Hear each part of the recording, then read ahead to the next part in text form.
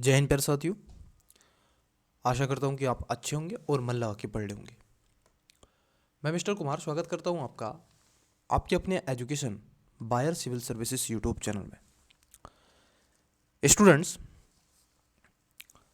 सबसे पहले मैं आपको बताना चाहता कि एजुकेशन बायर सिविल सर्विसेज आपके लिए दृष्टि आईएएस और विजन आईएएस की प्रीलिम्स टेस्ट सीरीज प्रोवाइड करवा रहा है। जी हाँ, आपने सही सुना। विजन आईएएस और दृष्टि आईएएस की प्रीलिम्स को टारगेट करते हुए जो 25 मई 2025 को यूपीएससी का जो प्रीलिम्स होने वाला है उसको टारगेट करते हुए हम आपसे टेस्ट सीरीज चर्चा का बिंदु बना रहे हैं। स्टूडेंट्स, पिछले कुछ दिन क्लास किन्हीं कारणवश, जिसमें टेक्निकल इशू एक सबसे बड़ा था, उसके साथ साथ मेरी तबीयत स्वयं की ठीक नहीं थी, जिसके चलते मैं क्लास आपको प्रोवाइड नहीं करवा सका। मैंने कई स्टूडेंट्स के कमेंट्स पढ़े, आज पढ़े और देखा, जाना, फिर मुझे लगा कि नहीं, चीज़ें लानी चाहिए, तो हम पुनः बैक कर रहे हैं। और मैं आपको बताना चाहता कि ये टेस्ट नंबर विजन आईएएस का ये टेस्ट नंबर 4 है बच्चे। इसके हमने 3 पार्ट आपसे चर्चा के बिंदु बना लिए हैं। ये लास्ट पार्ट है, ये ध्यान में रखना, और पार्ट नंबर 4 है। अगर आप भी हमारे education buyer civil services YouTube channel पर पहली बार आए हैं तो तहे दिल से आपका स्वागत है। चैनल को सब्सक्राइब नहीं किया है तो कर लीजिएगा, वीडियो को लाइक कर दीजिएगा, दोस्तों के साथ में जितना हो सके शेयर कर दीजिएगा। स्टूडेंट्स, अब आपकी कोई भी क्लासेस पेंडिंग नहीं होगी और कंटिन्यूअसली आपकी क्लासेस चलेगी। ये टेस्ट नंबर आज आपका कंप्लीट हो जाएगा। इसके अलावा जो नेक्स्ट टेस्ट होगा, मैं आपको बताना चाहता, वह सीसैट का होगा। सीसैट का टेस्ट नंबर 2 होगा, जो कि दृष्टि आईएएस से रिलेटेड है। ठीक है, तो दृष्टि आईएएस का टेस्ट नंबर जो 2 है वो सीसैट का हम आपसे डिस्कस करेंगे। तो प्यारे बच्चे, एक और मैं आपको बताना चाहता कि इन पिछले जो 4 दिन में आपकी क्लासेस नहीं हुई हैं, 3 दिन में, ठीक है, लास्ट क्लासेस हमारी आप देखोगे, आई थिंक, हाँ, 4 दिन हो गए। 19 को मेरी लास्ट क्लास हुई थी, फिर उसके बाद में क्लासेस नहीं हो पा रही थी। ठीक है, 20 में आई थिंक आपको क्लास मिली थी, लेकिन 4 दिन लगभग हो चुके हैं। एजुकेशन बायर आपके लिए एक और काम कर रहा है, जिसमें हम स्टूडेंट्स आपको बताना चाहते हैं कि एक फाउंडेशन कोर्स लेकर के आ रहे हैं। क्या लेकर के आ रहे हैं? फाउंडेशन कोर्स लेकर के आ रहे हैं, जो आपको फ्री में मिलेगा। क्या होगा? जो आपको फ्री में निःशुल्क उपलब्ध कराया जाएगा, जिसमें मैं स्वयं आपको पढ़ाने का प्रयास करूंगा। उसमें खासतौर पर ये जो कोर्स होगा, मैं आपको ये भी बताना चाहता, ये कोर्स यूपीएससी प्रीलिम्स 2025 को टारगेट करके एक रिवीजन कोर्स होगा। जी हाँ, क्या होगा? एक रिवीजन क्लासेस होगी, ये ध्यान में रखना। इसमें मैं स्वयं आपको polity, economy, geography, history, science and tech, ecology, environment with current affair मैं आपको पहले बताना चाहता। ठीक है, विद करंट अफेयर मैं आपसे चर्चा का बिंदु बनाऊंगा। प्यारे बच्चे, करंट अफेयर के लिए हम 365 भी लेंगे और मैं स्वयं तैयार करूंगा करंट अफेयर। ठीक है, वो भी मैं आपके साथ एनालिसिस करूंगा। पिछले ये 2 साल का करंट अफेयर मैं आपको कवर करवाऊंगा। ठीक है, तो एजुकेशन बायर आपके लिए बहुत कुछ दे रहा है। अभी हमने कोर्स को नाम नहीं दिया है, बट मैं आपको अनाउंस कर रहा हूँ इस क्लासेस के माध्यम से कि हम एक निःशुल्क और फ्री में एक कोर्स तैयार कर रहे हैं, जो कि सभी बच्चों के लिए होगा, उन बिगिनर एस्पिरेंट्स के लिए होगा जो 2025 में और 2026 में अपना यूपीएससी या फिर स्टेट पीसीएस एग्ज़ाम देना चाहते हैं। अभी आप देखोगे 22 दिसंबर को यूपीपीसीएस का एग्ज़ाम हुआ। जिस बच्चे ने यूपीपीसीएस का एग्ज़ाम दिया, मैंने भी वो एग्ज़ाम देखा और ठीक से ऑब्जर्व भी किया। अच्छा पेपर था, बड़ा टफ तो नहीं कहेंगे, लेकिन मॉडरेट पेपर था, ठीक पेपर था। और जिस भी स्टूडेंट्स ने दिया है उन सभी को मेरी ओर से कॉन्ग्रेचुलेशन। ठीक है, good of best of luck. प्यारे बच्चे, आइए समय ना गवाते हुए अब आगे बढ़ते हैं, क्योंकि ये अनाउंसमेंट बहुत ज़रूरी है। ठीक है, एजुकेशन बायर आपके लिए समय समय पर कई ऐसी चीज़ें लाता रहेगा और लेकर के आ रहा है। तो चलिए समय ना गवाते हुए पहला हम क्वेश्चन की तरफ बढ़ते हैं। लेकिन क्वेश्चन पे बढ़ने से पहले मैं आपको बता दूं, जो बिगिनर एस्पिरेंट्स होते हैं, जो आपका प्रीलिम्स होता है बच्चे, उसमें 2 क्वेश्चन पेपर होते हैं। पहला होता है आपका जीएस नंबर 1, जिसमें आपके 100 क्वेश्चन होंगे, जिसमें polity, economy, history, science and tech, ecology, environments और करंट अफेयर्स के क्वेश्चन आते हैं। उसके अलावा जो आपका जीएस पेपर नंबर 2 होगा, जिसको हम सीसैट के नाम से जानते हैं, इसमें आपके 80 क्वेश्चन होते हैं प्यारे बच्चे, ध्यान रखना 80 क्वेश्चन होते हैं यूपीएससी में। ये स्टेट पीसीएस नहीं है कि इसमें भी 100 क्वेश्चन होंगे, ठीक है। तो 80 क्वेश्चन आपके यहाँ पर होंगे। इसमें आपको 67% टोटली, मैं कहूँगा 27 क्वेश्चन काट फीट के आपके बचने चाहिए, ठीक है। तो ये सब चीज़ें आपको पता होंगी। यहाँ पर एक आपको कॉलम दिखाई दे रहा है, इसमें कॉलम में क्या करना होता है बच्चे, आपको अपना अनुक्रमांक भरना होता है, ठीक है। चलिए, इन सब के अलावा यहाँ पर निगेटिव मार्किंग आपको मिलती है, ये भी ध्यान रखना। 1/3 की आप देखोगे कट ऑफ, मतलब कि जो निगेटिव मार्केटिंग होती है, क्योंकि यहाँ पर एवरी जो इनकरेक्ट आपका होता है तो 1/3 आपका क्या कर लिया जाता है, मार्क्स काट लिया जाता है, ठीक है। और ये आपको हिंदी इंग्लिश दोनों में प्रोवाइड कराया जा रहा है। तो चलिए समय ना गवाते हुए पहले क्वेश्चन की तरफ बढ़ते हैं। आज की क्लास का जो 62 नंबर क्वेश्चन है वो क्या है, आइए देखते हैं। 62 नंबर क्वेश्चन पे ये सब हमने चर्चा के बिंदु बना लिए हैं, अगर आपने वो क्लासेस नहीं देखी है तो देख लीजिएगा। फिर बच्चे मैं एक और बात आपको बताना चाहता कि एजुकेशन बायर आपके लिए ये सब तो कर रहा है। जो स्टूडेंट्स इसकी पीडीएफ पाना चाहते हैं तो डिस्क्रिप्शन में लिंक दे के रखा है, ठीक है। वहाँ पर आपको टेलीग्राम्स का लिंक है, उसको आप क्लिक करेंगे तो वहाँ से जा करके आपको टेलीग्राम पर इसकी पीडीएफ मिल जाएगी, उसको डाउनलोड कर लेंगे। इन सब के अलावा एजुकेशन बायर अब तक आपसे 10 से 15 कुल ऐसे टेस्ट सोल्व कर चुका है, चर्चा के बिंदु बना चुके हैं हम, ठीक है। 1 to 1 आपसे डिस्कस कर चुके हैं और उनकी पीडीएफ भी अपलोड करा दी गई है। तो अगला जो टेस्ट होगा वो सीसैट का होगा। मैंने आपको एक शॉर्ट वीडियो बना दी थी कि आपके पास में 4 दिन का समय है, 5 से 4 दिन का, आप अच्छे से रिवाइज कर लें। जो आपका मैथ है, रीजनिंग है, कॉम्प्रहेंसिव है, ठीक है, उनको। तो चलिए आज की क्लास का पहला क्वेश्चन लेते हैं। देखिए क्वेश्चन क्या है, आइए। क्वेश्चन वही हमारा रहेगा। चलिए देखिए, राष्ट्रीय आयुष मिशन के संदर्भ में निम्नलिखित कथनों पर विचार कीजिए। आयुष मिशन आपने पढ़ाई है, ठीक है, और इससे पहले भी इस पे क्वेश्चन एक आ चुका है। अब 3 स्टेटमेंट है। पहला, यह भारतीय चिकित्सा की पारंपरिक प्रणालियों को प्रोत्साहन देने का प्रयास करता है। 2, इसके दायरे में सेवा, रिगपा और प्राकृतिक चिकित्सा भी सम्मिलित है। 3, यह केंद्रीय क्षेत्रक योजना है जो स्वास्थ्य और परिवार कल्याण मंत्रालय द्वारा क्रियान्वित की जाती है। उपयुक्त कथनों में से कितने सही हैं या फिर हैं। तो आपसे पूछा है कितने सही है, मतलब पेयर वाला क्वेश्चन है। इन तीनों में से कितने सही है, केवल 1, बी केवल 2, सी सभी 3 और डी कोई नहीं।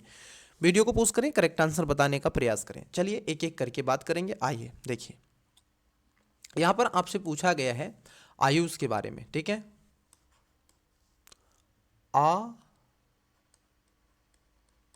आयुष के बारे में, वही आयुर्वेदा, यूनानी, ठीक है, होम्योपैथिक, ये सारी चीज़ें इसके अंतर्गत आती हैं, ठीक है। आइए देखिए पहला स्टेटमेंट को समझते हैं।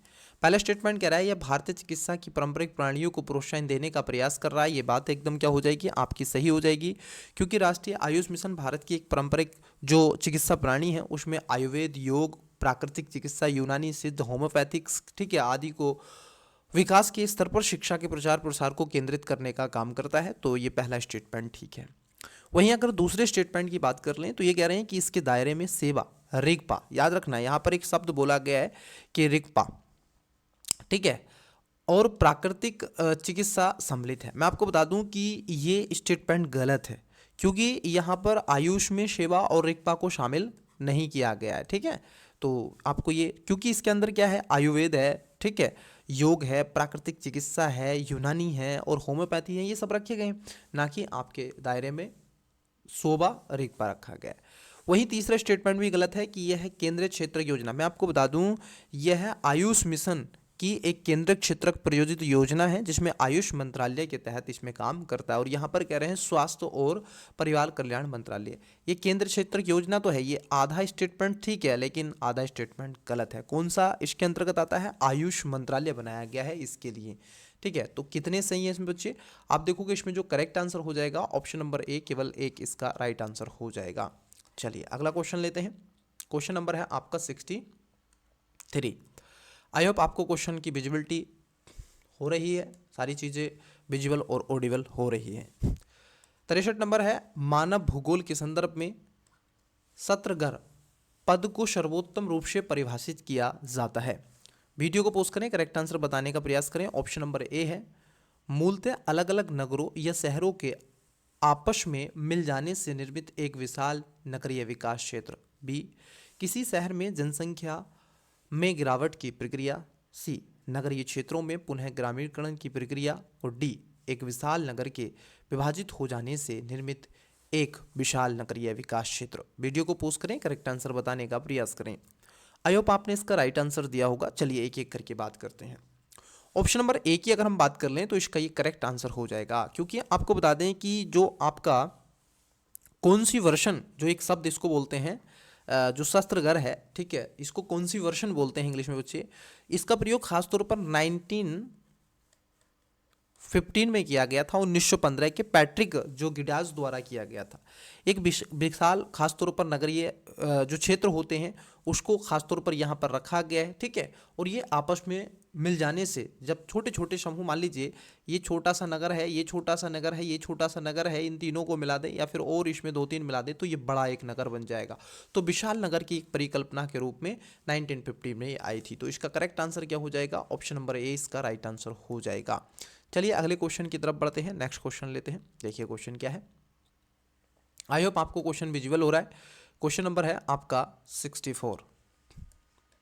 निम्नलिखित में से कौन सा मानव विकास के कल्याण उपागम का सर्वोत्तम रूप से वर्णित करता है? किसकी बात कर रहे हैं? कि मानव के विकास की बात करते हैं। मानव का विकास कब होगा बच्चे? जब आप देखोगे सारी चीज़ें उसके अनुकूल होनी चाहिए। यहाँ पर अनुकूल का तात्पर्य यहाँ पर यह है कि खाने के लिए खाना, पीने के लिए पानी, रहने के लिए मकान, चलने के लिए सड़क, सोच के लिए शौचालय, पढ़ने के लिए विद्यालय, हेल्थ के लिए चिकित्सालय होना बहुत जरूरी है। और अच्छा एनवायरनमेंट उसके पास में हो और इंफ्रास्ट्रक्चर हो, भविष्य प्रगति वहाँ पर हो और दूर दृष्टिकोण वहाँ पर देखने के लिए मिले, तो मानव एक कल्याण आपको देखने के लिए मिलेगा। सबका साथ, सबका विकास, सबका प्रयास और सबके स्वभाव से चीज़ें आगे होनी चाहिए। तो देखिए आइए देखते हैं क्वेश्चन की तरफ। क्वेश्चन नंबर 64, ठीक है, मानव विकास कल्याण। ऑप्शन नंबर ए है आय स्तर ऊंचा होने पर मानव विकास का स्तर भी ऊंचा होगा। क्या ये बात ठीक है कि आय स्तर अगर किसी की बढ़े, ठीक है, किसी राष्ट्र की, तो उस क्षेत्र में मानव का विकास बढ़ेगा? ये कदापि सही नहीं है। दूसरा है स्वास्थ्य और शिक्षा जैसी सेवाओं पर उच्चतर सरकारी व्यय, ठीक है। सी में कह रहे हैं समाज के विशिष्ट वर्गों, मतलब कि जो विशिष्ट वर्ग रहे हैं के लिए उनकी पसंद की उपेक्षा करते हुए उनकी बुनियादी आवश्यकताओं को प्रदान। देखो यहाँ पर एक वर्ग को टारगेट किया गया है, विशिष्ट वर्ग, मतलब कि एक ऐसा मार्जिनलाइज्ड वर्ग है। लेबर फोर्स हो सकता है, मैनुअल स्कैवेंजर हो सकते हैं, ठीक है, चाइल्ड हो सकते हैं, वुमेन हो सकती है, LGBTQ हो सकते हैं, मतलब उनकी पसंद, ठीक है। ऐसा तो नहीं ना विशिष्ट या फिर एक ऐसे एक पार्टिकुलरी व्यक्ति के लिए बात आप कर रहे हैं, ठीक है। तो ये तो एक टारगेट कर रहे हैं केवल एक फैक्टर को। डी में कह रहे हैं कि मानव विकास में वृद्धि की कुंजी स्वास्थ्य, शिक्षा और संसाधनों तक पहुंच के क्षेत्रों में मानव क्षमताओं का निर्माण है। देखो ये नहीं है अगर मानव का विकास आप कर रहे हैं, ठीक है, मानव का विकास आप कर रहे हैं तो एक तरीके से विकास की कुंजी में स्वास्थ्य, शिक्षा तो है ले और संसाधनों तक पहुंच के क्षेत्र में मानव क्षमताओं का निर्माण, ऐसा नहीं है। देखिए आपको क्या करना है, आपको खासतौर पर अगर मानव कल्याण के उपागम का आप सर्वोत्तम रूप से वर्णन करते हैं तो आप स्वास्थ्य और शिक्षा जैसे क्षेत्रों में क्या करें, सरकारी व्यय को आप तरीके से बढ़ाने का प्रयास करें। इसके अंतर्गत आप देखोगे आय उपागम रखा गया, कल्याण उपागम रखा गया और आधारभूत आवश्यकताओं को रखा गया है, ठीक है, क्षमताओं को आगे बढ़ाना है। तो इसलिए आप देखोगे इसका right answer option number B हो जाएगा। चलिए अगला क्वेश्चन की तरफ बढ़ते हैं, क्वेश्चन देखते हैं। आइए क्वेश्चन है आपका नेक्स्ट और क्वेश्चन क्या है 65। आई होप आपको क्वेश्चन विजुअल हो रहा है। देखिए बताइएगा, पहले हम क्वेश्चन पढ़ लेते हैं फिर स्टेटमेंट पढ़ के सीधे ऑप्शंस की तरफ बढ़ेंगे। देखिए क्वेश्चन क्या है। भारत में रेल क्षेत्र के संदर्भ में निम्नलिखित कथनों पर विचार कीजिए। मतलब कि आपसे जो इंडियन रेलवे है उसके बारे में आपसे, इंडियन रेलवे, ठीक है, इसके बारे में आपसे पूछा जा रहा है। आइए देखिए क्या पूछा जा रहा है। दो स्टेटमेंट है। पहला, भारतीय रेल नेटवर्क विश्व का दूसरा सबसे लंबा नेटवर्क है। यहाँ पर लंबा वर्ड यूज किया गया। दूसरे में कह रहे हैं भारत में 90% से अधिक रेलवे लाइन नैरो गेज पर आधारित है। अब यहाँ पर एक वर्ड दिया गया नैरो गेज। उपयुक्त कथनों में से कौन सा या सी सही है या फिर है? ऑप्शन नंबर ए केवल एक, बी केवल दो, सी एक और दो दोनों, डी ना तो एक ना ही दो। वीडियो को पोस्ट करें, करेक्ट आंसर बताने का प्रयास करें। आई होप आपने इसका राइट आंसर दिया होगा। चलिए एक एक स्टेटमेंट करके बात करते हैं। देखिए पहले स्टेटमेंट कह रहे हैं कि भारतीय रेलवे विश्व का दूसरा सबसे बड़ा नेटवर्क रेलवे है। मैं आपको बता दूं कि भारतीय रेल नेटवर्क विश्व के सर्वाधिक लंबे नेटवर्क में से एक रहा है और मैं आपको बता दूं यहाँ पर कि अमेरिका सबसे पहले स्थान पर आता है। अगर हम देखें तो सबसे पहले आता है यूएसए, यूएसए के बाद में आता है आपका चाइना, चाइना के बाद में आता है रसिया, नोट डाउन भी कर लीजिएगा बच्चे, फिर आता है इंडिया। तो इंडिया के स्थान कैवे नंबर पे है? First, 2, 3 and 4। तो इंडिया जो है आप देखोगे इंडिया आपका 4th नंबर पर आता है, ठीक है। तो पहला स्टेटमेंट क्या हो जाएगा आपका? गलत हो जाएगा। ये कह रहे हैं कि भारत विश्व में दूसरे स्थान पर आता है। नहीं बच्चे, आप देखोगे भारत कितने स्थान पर आता है? भारत 4थे स्थान पर आता है। दूसरे स्टेटमेंट को देखें तो दूसरा स्टेटमेंट कह रहा है आपसे कि भारत में 90% से अधिक रेलवे लाइन नैरो गेज पर आधारित है। मैं आपको बता दूं कि देखिए 3 तरीके के इसमें लाइनों को रखा गया है। हालांकि अगर आप देखेंगे तो भारत में ब्रॉड गेज पर आधारित है, ये नैरो गेज पर नहीं है, ठीक है। ब्रॉड गेज पर आधारित है, ना कि आपके नैरो गेज पर आधारित है। आप देखोगे इसमें मीटर गेज होता है, छोटी लाइनें जो रखा गया है, एक तरीके से नैरो गेज रखा गया है। तो भारत में एक तरीके से ब्रांड है, ठीक है। लगभग आप देखोगे ब्रॉड गेज की पटरियों में लगभग 6 पॉइंट कितना है? 1.616 मीटर। ट्रेन की पटरी देखोगे तो इतना गैप आपको मिलेगा उसमें, ठीक है, जो गेज है। तो गेज के बारे में क्वेश्चन आपसे पूछा। जैसे आपको मैं यहाँ पर बता दूँ, जैसे ये पटरी है, इसके बीच में ऐसे, तो ये जो नैरो गेज है इसके बारे में आपसे पूछा जा रहा है, ठीक है। तो यहाँ पर दोनों स्टेटमेंट क्या हो जाएंगे बच्चे? दोनों स्टेटमेंट गलत हो जाएंगे। तो यहाँ पर जो करेक्ट आंसर होगा वो इसका राइट आंसर हो जाएगा, option number D is the correct answer. चलिए अगले क्वेश्चन की तरफ बढ़ते हैं, नेक्स्ट क्वेश्चन लेते हैं। देखिए क्वेश्चन क्या है? क्वेश्चन है आपका 66। क्वेश्चन में कह रहे हैं कि भारत में खनिज संसाधनों के वितरण के संदर्भ में निम्नलिखित कथनों पर विचार कीजिए। जो फूड डिस्ट्रीब्यूशन के बारे में आपसे पूछा जा रहा है। 2 स्टेटमेंट है। पहला, भारत में अधिकांश धात्विक खनिज उत्तर पश्चिम प्रदेश में धारावाड़ शेल क्रम में पाए जाते हैं। सॉरी, फूड नहीं है, खनिज का मतलब यहाँ पर जो है खनिज है, सॉरी खनिज नहीं है, खनिज जो आपके धात्विक या धात्विक पदार्थ होते हैं, सॉरी, तो उसके बारे में पूछा। पहला स्टेटमेंट में कह रहे हैं कि भारत में अधिकांश धात्विक खनिज उत्तर पश्चिमी प्रदेश पे धारावाड़ शेल क्रम में पाया जाता है। नंबर 2 में कह रहे हैं कि दामोदर, सोन, महानदी और गोदावरी की घाटियों में भारत का लगभग 30% से 40% कोयला भंडार है, ठीक है। पूछ रहे हैं कि उपयुक्त कथनों में से कौन सा या से सही है या फिर है। ऑप्शन नंबर 1 केवल 1, बी केवल 2, सी 1 और 2 दोनों, डी ना तो 1 ना ही 2। वीडियो को पोस्ट करें, करेक्ट आंसर बताने का प्रयास करें। चलिए एक एक करके बात करते हैं। देखिए पहला स्टेटमेंट में क्या करें बच्चे? ये पहले स्टेटमेंट पे आपसे जो पूछा गया है, इन्होंने कहा है कि भारत में अधिकांश जो धात्विक खनिज हैं उत्तर पश्चिम प्रदेशों में धारावाड़ के शेल क्रम में पाया जाता है। मैं आपको बता दूं कि भारत में अधिकांश धात्विक जो खनिज हैं वो प्रायद्वीप या पठार के क्षेत्र में मिलेंगे। अगर आई होप आपने इंडिया के मैप को ऑब्जर्व किया है तो जो प्रायद्वीप या पठार है, ये जो पेनिनसुला है ये वाला, इस क्षेत्र में आपको ज़्यादातर धात्विक चीज़ें देखने के लिए मिलेंगी, ठीक है। और ये खास तौर पर प्राचीन क्रिस्टेशियन चट्टानों में ये पाए जाते हैं, ना कि आपके किस में? धारावाड़ क्रम में। तो पहला गलत है। दूसरे में इन्होंने कहा है कि दामोदर, सोन नदी घाटी और गोदावरी घाटियों में लगभग भारत का कितना है? 30 से 40% कोयला। मैं आपको बता दूं कि कोयले का लगभग 97% भाग, अगर हम देखें कितना, 97% जो पार्ट है ये दामोदर, सोन नदी, महानदी और गोदावरी घाटियों में ही पाया जाता है। और भारत में आपको पता ही है गोंडवाना क्रम का आप देखोगे कोयला आपको देखने के लिए मिलेगा। तो यहाँ पर क्या हो जाएगा? दूसरा भी ये गलत हो जाएगा। पहला आपका ठीक नहीं है, दूसरा भी ठीक नहीं है, तो इसका correct answer option number D हो जाएगा, दोनों में से कोई नहीं। चलिए अगले क्वेश्चन की तरफ बढ़ते हैं। क्वेश्चन देखते हैं नेक्स्ट, और बड़ा अच्छा क्वेश्चन आपसे पूछा गया है। देखिए क्वेश्चन क्या है, क्वेश्चन को समझते हैं। मीथेन हाइड्रेट के संदर्भ में निम्नलिखित कथनों पर विचार कीजिए। जो मीथेन हाइड्रेट है, ठीक है, हाइड्रेट के बारे में आपसे पूछा जा रहा है। अब देखिए यहाँ पर क्या है, 3 स्टेटमेंट है। पहला यह है समुद्री तलों और स्थायी तुषार में पाए जाने वाला जमे हुए मीथेन अणुओं का जालक है। 2, 1 लीटर ठोस मीथेन हाइड्रेट से गैस निर्मुक्त का अनुपात लगभग 150 लीटर है। 3 में कह रहे हैं Krishna Godavari basin methane hydrate के सबसे बड़े और समृद्ध क्षेत्रों में से एक हैं। फिर पूछा जा रहा है उपयुक्त में से कितने सही हैं, मतलब कि पेयर वाला क्वेश्चन है, कितने सही हैं। ऑप्शन नंबर ए केवल एक, बी केवल दो, सी एक और दो दोनों, डी ना तो एक नहीं दो। वीडियो को पोस्ट करें, करेक्ट आंसर बताने का प्रयास करें।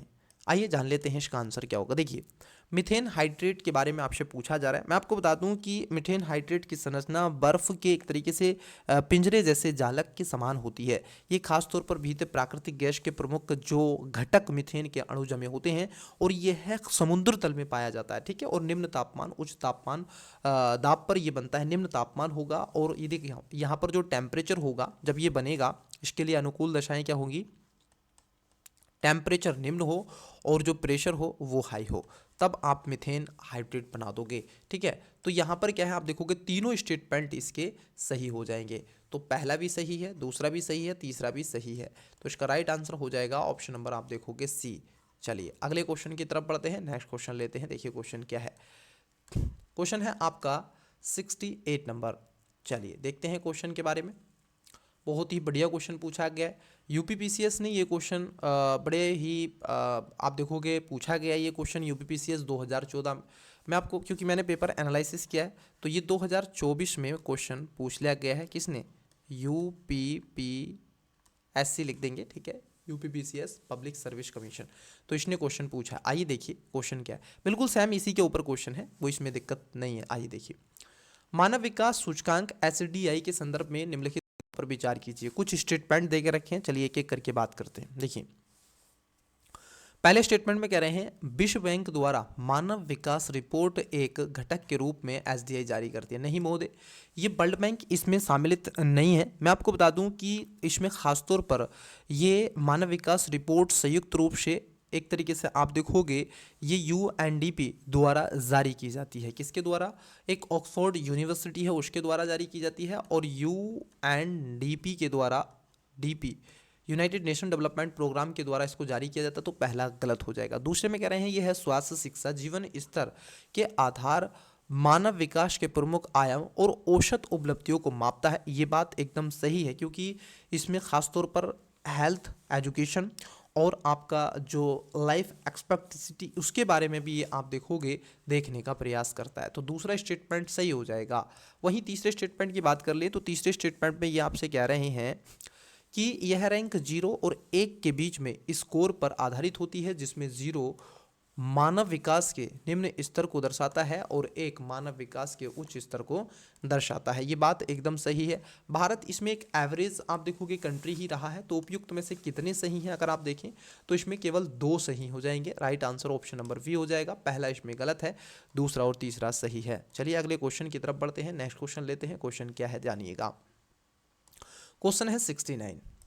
देखिए प्यारे बच्चे, नॉर्थ इंडिया में ठंडी आप देखोगे लगातार बढ़ती चली जा रही है। बरसात जैसा आपको माहौल देखने के लिए मिल रहा है, तो थोड़ा सा केयरफुली रहिएगा अपने और अपने मित्रों का, अपने परिवार का, अपनी फैमिली का ध्यान रखिएगा और खुद का भी ध्यान रखिएगा, ठीक है। चलिए तो 69 में क्या कह रहे हैं, ये कह रहे हैं निम्नलिखित क्षेत्रों पर विचार कीजिए। स्टूडेंट्स यहाँ पर पूछा जा रहा है कि उपयुक्त में से कितने क्षेत्र चलवासी पशुचरण के लिए प्रसिद्ध है। मतलब कि जो बंजारे आपने देखा होगा इंडिया में रहे हैं, तो चलवासी जो एक स्थान से दूसरे स्थान पर, ठीक है, पशु चराते रहते हैं, तो उनके बारे में क्वेश्चन पूछा गया। पहला है मंगोलिया, दूसरे में कह रहे हैं यूरेशिया के टुंड्रा प्रदेश, तीसरे में मेडागास्कर द्वीप और चौथे में अमेजन बेसिन के बारे में बात कर रहे हैं। अब यहाँ पर क्या पूछे हैं, ये पूछे हैं आपसे उपयुक्त में से, ठीक है, चलवासी प्रसिद्ध है। तो बताना है ऑप्शन नंबर ए केवल 1, बी केवल 2, सी केवल 3 और डी सभी 4। चलिए एक एक करके बात करते हैं। आइए देखिए, देखो पहले स्टेटमेंट को देखिए, मंगोलिया। कई बार आपने यूट्यूब पर शॉर्ट कुछ वीडियोस देखे होंगे या फिर कुछ ऐसे ब्लॉगर्स देखे होंगे जो जाते हैं, तो मंगोलिया में ठीक ठाक मात्रा में आपको ये चलवासी मिलते हैं। यूरेशिया टुंड्रा के प्रदेशों में, मेडागास्कर में मिलते हैं, लेकिन अमेजन के बेसिन में आपको ये चलवासी नहीं मिलेंगे, क्योंकि अमेजन वाले क्षेत्र में आपको आप देखोगे शुंकोकू वाला इन सब के अलावा आपको पंपास ग्रासलैंड्स यहाँ इन क्षेत्रों में देखने के मिलते हैं। तो वहाँ पर इतनी ज़रूरत इनको नहीं पड़ती है और घने जंगल हैं, ठीक है। तो लंग्स ऑफ अर्थ कहा जाता है इनको। तो ये खास तौर पर एक वाणिज्यिक स्तर पर होते हैं। तो मंगोलिया, यूरेशिया टुंड्रा प्रदेशों में और मेडागास्कर के कुछ क्षेत्रों में आपको क्या है, ये देखने के लिए मिलेंगे। तो यहाँ पर पूछा गया है कितने सही हैं, ठीक है। तो 3 इसमें सही हैं, 1, 2 और 3, मतलब कि बी सी का राइट आंसर हो जाएगा। चलिए अगले क्वेश्चन की तरफ बढ़ते हैं। अगला क्वेश्चन देखते हैं, नेक्स्ट क्वेश्चन क्या पूछा जा रहा है। आइए देखिए क्वेश्चन को समझते हैं। क्वेश्चन को समझने से पहले मैं इसको रफ कर देता हूँ ताकि आपको क्वेश्चन पढ़ने में कोई दिक्कत ना हो। देखिए बच्चे, अब मैं यहाँ पर छोटा क्वेश्चन करूँगा तो आपको फिर विजिबिलिटी कम हो जाएगी, लेकिन बड़ा क्वेश्चन है, कोई दिक्कत नहीं है। आइए एक एक स्टेटमेंट करते हुए आपसे पढ़ते हुए चलेंगे। देखिए क्वेश्चन क्या है, समझते हुए चलेंगे। हाल ही में PFRDA ने राष्ट्रीय पेंशन प्रणाली न्यास दूसरा संशोधन विनियमन 2023 और पेंशन निधि संशोधन विनियमन 2023 को अधिसूचित किया। इस संदर्भ में निम्नलिखित कथनों पर विचार कीजिए। अब यहाँ पर क्या पूछा जा रहा है आपसे, ये यहाँ पर दे रहे हैं। अब देखो दो स्टेटमेंट दिए हुए हैं। पहला, न्यू पेंशन स्कीम आई है। पेंशन निधि का प्रयोजक कंपनी अधिनियम 2013 के अंतर्गत पेंशन निधि को एक न्यास के रूप में निगमित कराया जाएगा। नंबर 2, यह न्यासी बैंकों के लिए अनिवार्य करता है कि वे अपनी स्थिति या संविधान को परिवर्तित करने हेतु RBI की पूर्व अनुमति प्राप्त करेंगे। उपयुक्त कथनों में से कौन सा या से सही है या फिर हैं? ऑप्शन नंबर ए केवल 1, बी केवल 2, सी 1 और 2 दोनों, डी ना तो 1 ना ही 2। वीडियो को पॉज करें, करेक्ट आंसर बताने का प्रयास करें। आई होप आपने इसका राइट आंसर दिया होगा। चलिए देखिए बच्चे, पहला स्टेटमेंट गलत हो जाएगा कि पेंशन निधि का प्रयोजन कंपनी अधिनियम 2013 के तहत नहीं रखा गया, बल्कि इसको विनियमित करने के लिए आप देखोगे 23-24, ठीक है, पेंशन निधि ये अनिवार्य कर दिया गया कि कंपनी अधिनियम 2013 के अंतर्गत पेंशन निधि के रूप में निगमित करना होगा और उसके नाम खंड में पेंशन निधि जोड़ा जाना अनिवार्य होगा। ठीक है, ये ध्यान में रखना है, ये न्यास नहीं कहा गया है। ठीक है, तो ये पहला गलत है। दूसरा भी गलत है क्योंकि न्यासी बैंकों के अनिवार्य, देखो यहाँ पर कुछ शब्द होते हैं, शब्दों को समझना होता है, क्योंकि जो आपका PFRDA द्वारा जारी दिशा निर्देशों और आदेशों के प्रावधानों के अनुसार न्यासी बैंक के एक मध्यस्थ के रूप में निधि दैनिक बैंकिंग सेवाएं और बैंकिंग सुविधाएं प्रदान करेंगी और पूर्व अनुमति प्राप्त करनी होगी। ये थोड़ा सा ध्यान में रखना है। NPS न्यास द्वारा दी जाती है। ठीक है, जैसे NPS है, न्यू जो पेंशन स्कीम है वो जो लाई गई है, तो यहाँ पर दोनों स्टेटमेंट क्या हो जाएंगे, गलत हो जाएंगे। ठीक है, तो यहाँ पर क्या हो जाएगा, राइट आंसर क्या हो जाएगा, ऑप्शन नंबर डी इसका करेक्ट आंसर हो जाएगा। चलिए अगले क्वेश्चन की तरफ बढ़ते हैं, नेक्स्ट क्वेश्चन लेते हैं। देखिए क्वेश्चन क्या है, 71 नंबर। विकासशील देशों में जनसंख्या की प्रवृत्ति के संदर्भ में निम्नलिखित कथनों पर विचार कीजिए। जो आपको डेवलपमेंट्स जितनी भी डेवलपिंग कंट्री हैं, डेवलपिंग जितनी भी कंट्री हैं, विकासशील देश हैं, उसके बारे में क्वेश्चन पूछा। जैसे इंडिया उसका बेस्ट एक उदाहरण माना जाता है।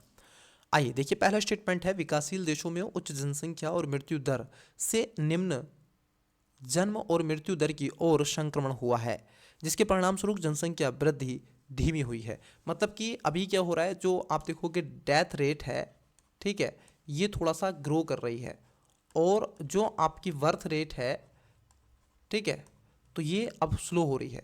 ये आप देख रहे होंगे आजकल जितनी भी मैरिज होती है, तो आपने मान लीजिए आप ही हैं, कल आप मैरिज करोगे तो आपका क्या प्लान रहेगा, 1 बेबी या 2 बेबी, बस इससे ज़्यादा तो नहीं जाओगे। नहीं तो आपसे आप 10 साल पहले की बात कर लो या 20 साल पहले की बात कर लो, तो आप करोगे 15 साल की 15, जो आप 15 वर्ष हो, 20 वर्ष हो, 10 ईयर्स अगो आप अगर इस चीज़ को देखें तो किसी के बच्चे आपको 3 मिलते हैं तो किसी के 4 मिलते हैं। ठीक है, ये है कि नहीं, तो इसको थोड़ा सा ध्यान में रखना है। चलिए तो देखिए यहाँ पर क्या पूछा जा रहा है, तो पहला वाला स्टेटमेंट क्या हो जाएगा आपका, एकदम सही हो जाएगा, क्योंकि ये विकासशील देशों में आज के समय में दिख भी रहा है कि उन देशों में उच्च जन्म और मृत्यु दरें से निम्न जन्म और मृत्यु दर की ओर संक्रमण हुआ है। सही बात है, जिसके परिणाम स्वरूप वहाँ की जनसंख्या में क्या हुई है, गिरावट देखने के लिए आई है। दूसरे स्टेटमेंट में कह रहे हैं कि समग्र बढ़ती जन्म दर के कारण 2023 में वैश्विक जनसंख्या 10 मिलियन से अधिक हो गई है। मतलब कि इनका ये कहना है कि जो पॉपुलेशन ग्रोथ है, जो जनसंख्या है, वो आज लगातार क्या हो रही है, बढ़ती चली जा रही है। ये ऐसा कह रहे हैं। देखो मैं आपको बता दूं कि 2023 की बात कर ले तो 2023 में ये जो जनसंख्या थी ये 8.04 मिलियन थी, सॉरी बिलियन थी। ठीक है, बिलियन थी, तो इसको ध्यान में रखना है। तो दूसरा भी गलत है। अब देखो पहला वाला भी गलत है, ये भी गलत है। क्यों गलत है मैं आपको थोड़ा सा बता दूं यहाँ पे, ये क्यों गलत हो जाएगा, क्योंकि उच्च जन्म दर और मृत्यु दर से निम्न जन्म दर की ओर देखो संक्रमण नहीं हुआ है, ऐसा नहीं है। आज भी अगर इंडिया की बात कर ले, विकसित देशों में ये चीज़ ठीक है, लेकिन विकासशील देशों में आज संक्रमण की स्थिति बनी हुई है। अभी भी विकासशील देशों में जनसंख्या संक्रमण प्रभावित अवस्था में है और उच्च जन्म दर के कारण ही तीव्र जनसंख्या वृद्धि हो रही है। आज अगर भारत की बात कर ले तो भारत 145 140 आप देखोगे करोड़ से अधिक जनसंख्या वाला राष्ट्र बन गया है।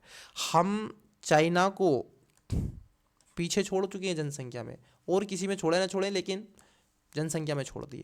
तो यहाँ पर दोनों स्टेटमेंट क्या हो जाएंगे, गलत हो जाएंगे। तो इसका right answer option number D हो जाएगा। चलिए अगले क्वेश्चन की तरफ बढ़ते हैं। क्वेश्चन है आपका 72। क्वेश्चन को देखते हैं। क्वेश्चन बड़े इन्होंने लेंथी बनाए हैं और लंबे क्वेश्चन बनाए हैं, ठीक है। ये विजन आईएएस, ठीक है, के क्वेश्चन है, और यूपीएससी भी इसी तरीके के क्वेश्चन अब आपसे पूछ रहा है, ये अपेक्षाएं की जाती रही हैं आपसे। चलिए देखिए क्वेश्चन क्या है, थोड़ा फास्ट वे में लेते हैं। हाल ही में पर्यावरण, वन और जलवायु परिवर्तन मंत्रालय, ministry of environments, forests, climate change ने भारत में तेंदुओं की स्थिति रिपोर्ट 2022 जारी की। इस संदर्भ में निम्नलिखित कथनों पर विचार कीजिए। मतलब कि तेंदुओं को लेकर के, ठीक है, ये चर्चाओं का बिंदु बनाए जा रहे हैं। पहला है, इसे प्रतिवर्ष राष्ट्रीय बाघ संरक्षण प्राधिकरण, मतलब कि आप देखोगे एनटीसीए और भारतीय वन्यजीव WII द्वारा राज्य विभाग के सहयोग से प्रकाशित किया जाता है। ये कह रहे हैं कि प्रत्येक वर्ष किया जाता है, क्या ऐसा होता है? दूसरे में आपसे पूछा गया तेंदुओं की सबसे अधिक आबादी महाराष्ट्र में है तथा इसके बाद कर्नाटक और तमिलनाडु का स्थान आता है। वहीं तीसरे स्टेटमेंट में कह रहे हैं कि जिम कॉर्बेट टाइगर रिजर्व में तेंदुओं की सर्वाधिक आबादी पाई जाती है तथा इसके बाद नागा अर्जुन सागर श्रीशैलम टाइगर रिजर्व का स्थान आता है। उपयुक्त कथनों में से कितने सही हैं या फिर हैं? ऑप्शन नंबर ए केवल एक, बी केवल दो, सी एक और दो दोनों, डी ना तो एक नहीं दो। चलिए एक एक करके बात करते हैं। देखिए पहला स्टेटमेंट ये कह रहे हैं कि ये प्रतिवर्ष किया जाता है। मैं आपको बता दूं ये प्रतिवर्ष नहीं होता है बच्चे, ये पर 4 ईयर्स में क्या किया जाता है, इसकी जनगणना की जाती है, ठीक है। हर एक आप देखोगे 5वां चक्र इसमें आता है, लेकिन 4 वर्ष में भारत में इसका स्थान देखा जाता है। ये कह रहे हैं कि तेंदुओं की सबसे बड़ी आबादी जो है ये महाराष्ट्र में है, ये गलत है। महाराष्ट्र में नहीं है यहाँ पर बच्चे। सबसे बड़ी जो आबादी आपको मिलेगी आपको मध्य प्रदेश में मिलेगी, और इसी को मध्य प्रदेश को ही आप देखोगे स्टेट ऑफ टाइगर्स का नाम भी दिया जाता है। यहाँ पर चीते भी, टाइगर्स आपको मिलते हैं, यहाँ पर लेपर्ड आपको मिलते हैं, तेंदुए मिलते हैं। तीसरा स्टेटमेंट भी गलत है बच्चे यहाँ पर कि टाइगर रिजर्व, देखो तेंदुओं की सर्वाधिक आबादी, देखो सबसे ज़्यादा जो आबादी है अगर आप देखें नागार्जुन और श्रीशैलम आंध्र प्रदेश में तेंदुओं की सबसे अधिक आबादी पाई जाती है। इसके बाद पन्ना का स्थान आता है, तो ये पहले स्थान पर आ जाएगा। वहीं ये तो बहुत बाद में आता है, इसके बाद में, ये तो पहले स्थान पर है, इसके बाद में आता है पन्ना, ठीक है। तो ये ध्यान में रखना है, सतपुड़ा टाइगर रिजर्व का स्थान आता है, इसलिए तीसरा भी गलत है। तो कितने सही हैं इसमें? कोई सा भी सही नहीं है, तो ऑप्शन नंबर क्या हो जाएगा, डी इसका राइट आंसर हो जाएगा। चलिए अगले क्वेश्चन की तरफ बढ़ते हैं, नेक्स्ट क्वेश्चन लेते हैं। देखिए क्वेश्चन क्या है, क्वेश्चन है 73। प्राय सुर्खियों में रहने वाला अजोब सागर किन दो देशों के मध्य अवस्थित है? बहुत इजी सा क्वेश्चन है, अजोब सी के बारे में पूछा गया है, ठीक है, और ये सूखता चला जा रहा है लगातार, ठीक है। ऑप्शन नंबर ए रूस और यूक्रेन, बी तुर्की और ग्रीस, सी तुर्की और जॉर्जिया, और डी अजरबैजान और आर्मेनिया। स्टूडेंट्स इसका जो आप कमेंट्स है, ठीक है, इसका राइट आंसर क्या करोगे, आप कमेंट्स करोगे, ठीक है। क्वेश्चन नंबर आपका 73 का राइट आंसर करोगे कमेंट्स, और ना केवल आपको कमेंट्स करना है बल्कि इसको थोड़ा सा विस्तार भी देना है, एक्सप्लेनेशन भी कर देनी है कि जो अवजोब सी है ये किस सी के साथ में सीमा साझा करता है, यहाँ पर कौन सी स्ट्रेच है, ठीक है, यहाँ पर कौन सी जल संधि है, वाटर बॉडीज है, ये भी आपको बतानी है, और किस देश की सीमा इससे लगी हुई है ये तो आपको बताना ही है, ठीक है। और एक बार इसको क्या करना है, अजोब सी को अपने मैप पर भी देख लेना है। मैप नहीं है आपके पास में तो आप गूगल कर लेंगे, ठीक है, आपका उसमें मैप तो होगा नहीं, गूगल वहाँ पर आ जाएगा मैप, तो उसमें आप देख लेंगे, ठीक है। चलिए अगले क्वेश्चन की तरफ बढ़ते हैं, क्वेश्चन लेते हैं नेक्स्ट। तो 73 का आंसर जरूर बताइएगा, ठीक है। चलिए देखिए क्वेश्चन, अगला क्वेश्चन, ये क्वेश्चन में पूछा जा रहा है आपसे 74, और बहुत अच्छा क्वेश्चन है। देखिए हाल ही में एशिया और पैसिफिक मामलों के लिए संयुक्त राष्ट्र आर्थिक और सामाजिक सहयोग ESCAP ने सस्टेनेबल डेवलपमेंट्स गोल प्रगति रिपोर्ट 2024 प्रकाशित की। इस संदर्भ में निम्नलिखित युग्मों पर विचार कीजिए। अब देखो यहाँ पर सस्टेनेबल डेवलपमेंट्स गोल्स आपको दे के रखे हैं, बस आपसे वही चीज़ें पूछ रहा है, ठीक है। देखिए पहले में कह रहे हैं कि SDG सस्टेनेबल डेवलपमेंट्स गोल 2 भूखमरी की समाप्ति की बात करता है। याद करना बच्चे, ये आपको 17 के 17 पते होना चाहिए, एकदम पते होना चाहिए, पते मतलब कि पता होना चाहिए, ठीक है। तो ये बिल्कुल आपको पता होना चाहिए, ये ध्यान में रखना है। देखो पहले में कह रहे हैं कि 2 भुखमरी से संबंधित है, ये भुखमरी को क्या करना चाहता है, कम करना चाहता है, तो ये बात हो जाएगी सही। ठीक है, तो पहला वाला एकदम सही है। दूसरे में कह रहे हैं कि चौथे में लैंगिक असमानता, ये लैंगिक असमानता जो है ये आपको मिलेगी 5 में। ठीक है, सस्टेनेबल डेवलपमेंट्स जो आपका है ये 5 में आपको मिलती है। वहीं 6 की बात कर लें तो गुणवत्तापूर्ण जो एजुकेशन है, अगर आप देखोगे ये जो एजुकेशन है ये 3 में आपको मिलती है, ना कि 6 में। तो दूसरा नहीं है, तीसरा नहीं है। ये 7 में सही है। स्वच्छ ऊर्जा की बात की गई है, रिन्यूएबल एनर्जी की बात की गई, कितने सही हैं, तो इसका आंसर हो जाएगा ऑप्शन नंबर बी, केवल इसमें 2 सही है। 4 में जो बात की जा रही है, ये आपसे जो बात की जा रही है, अगर हम देखें यहाँ पर आपसे एजुकेशन की बात की जाती है। ठीक है, वहीं लैंगिक असमानता 6 में जो बात की जाती है वो 5 में समानता, और छठे में आप देखोगे तो इसमें खास तौर पर पिए जल को सर्वोत्तम रूप से आगे बढ़ाना है, स्वच्छ पानी आपका होना चाहिए। 6 में क्या है, वाटर है। ठीक है, 1 में क्या है, पॉवर्टी है जो, ठीक है, ये 1 में पॉवर्टी है। इस तरीके से आपको पूरे के पूरे 17 पता होना चाहिए, 1 से 17 एक बार देख लीजिएगा। ठीक है, मैंने एक बार आपको कहानी भी बताई थी एक क्लास में सस्टेनेबल डेवलपमेंट्स गोल्स के ऊपर। ठीक है, और मैं आपको बता दूं कि यूपीपीसीएस ने, जब मैं पेपर को देख रहा था तो यूपीपीसीएस ने स्वयं इससे डायरेक्टली इनडायरेक्टली बच्चे इस बार 2024 में 4 क्वेश्चन पूछे हैं। कितने, इससे, तो ये इंपॉर्टेंस इसका लगातार बढ़ता चला जा रहा है, ध्यान में रखना है। ठीक है, तो इसमें क्या हो जाएगा, 20 का राइट आंसर हो जाएगा। चलिए अगले क्वेश्चन की तरफ बढ़ते हैं। क्वेश्चन है आपका 75। देखिए क्वेश्चन क्या है।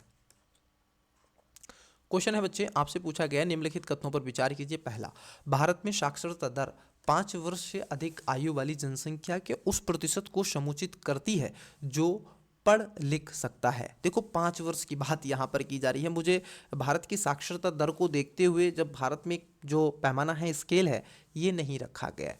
बस भारत में ये बात कही गई है कि अगर कोई व्यक्ति अपना नाम लिख दे, ठीक है, और इसको फिर से वो क्या कर ले, रीडिंग कर ले। ठीक है, इसको क्या कर ले, आप रीड कर लो। ठीक है, इसको क्या कर लो, आप रीड कर लो, इसको आप पढ़ लो।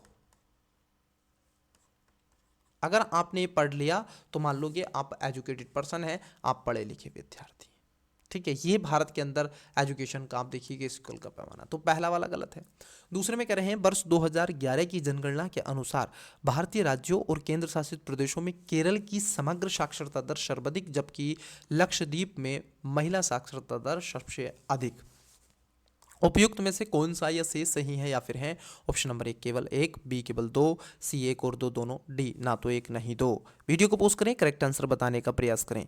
आई होप आपने इसका राइट आंसर दिया होगा। चलिए देखिए, पहला स्टेटमेंट मैंने आपको बता दिया। दूसरे स्टेटमेंट की अगर बात कर लें, दूसरा भी गलत है। क्यों गलत है, देखिए मैं आपको बता दूं कि जो साक्षरता दर अगर हम देखें तो समग्र भारत की साक्षरता दर कितनी थी, समग्र भारत की जो साक्षरता दर थी 74.04% के आसपास थी। ठीक है, 74.04% थी।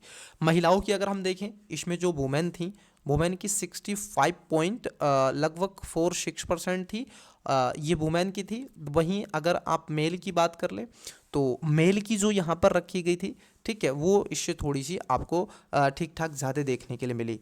वहीं अगर महिला और पुरुषों की बात कर लें, दोनों में जो सर्वाधिक स्थान पर रहा है वो खासतौर पर केरल ही रहा है। ठीक है, और सबसे कम बिहार की रही है, ये भी ध्यान में रखना है। BH की सबसे कम रही है, कितनी है, तो 63.82% जो आपकी एजुकेशन जो रेट है वो देखने के लिए आपको मिली है। ठीक है, और सबसे कम महिलाओं की बात कर लें, ये तो ओवरऑल बिहार की है, और महिलाओं की बात कर लें तो राजस्थान में जो महिलाएं हैं वो सबसे कम पढ़ती हैं, मतलब कि आप देखोगे 52.66% आपको देखने के लिए मिलेगा।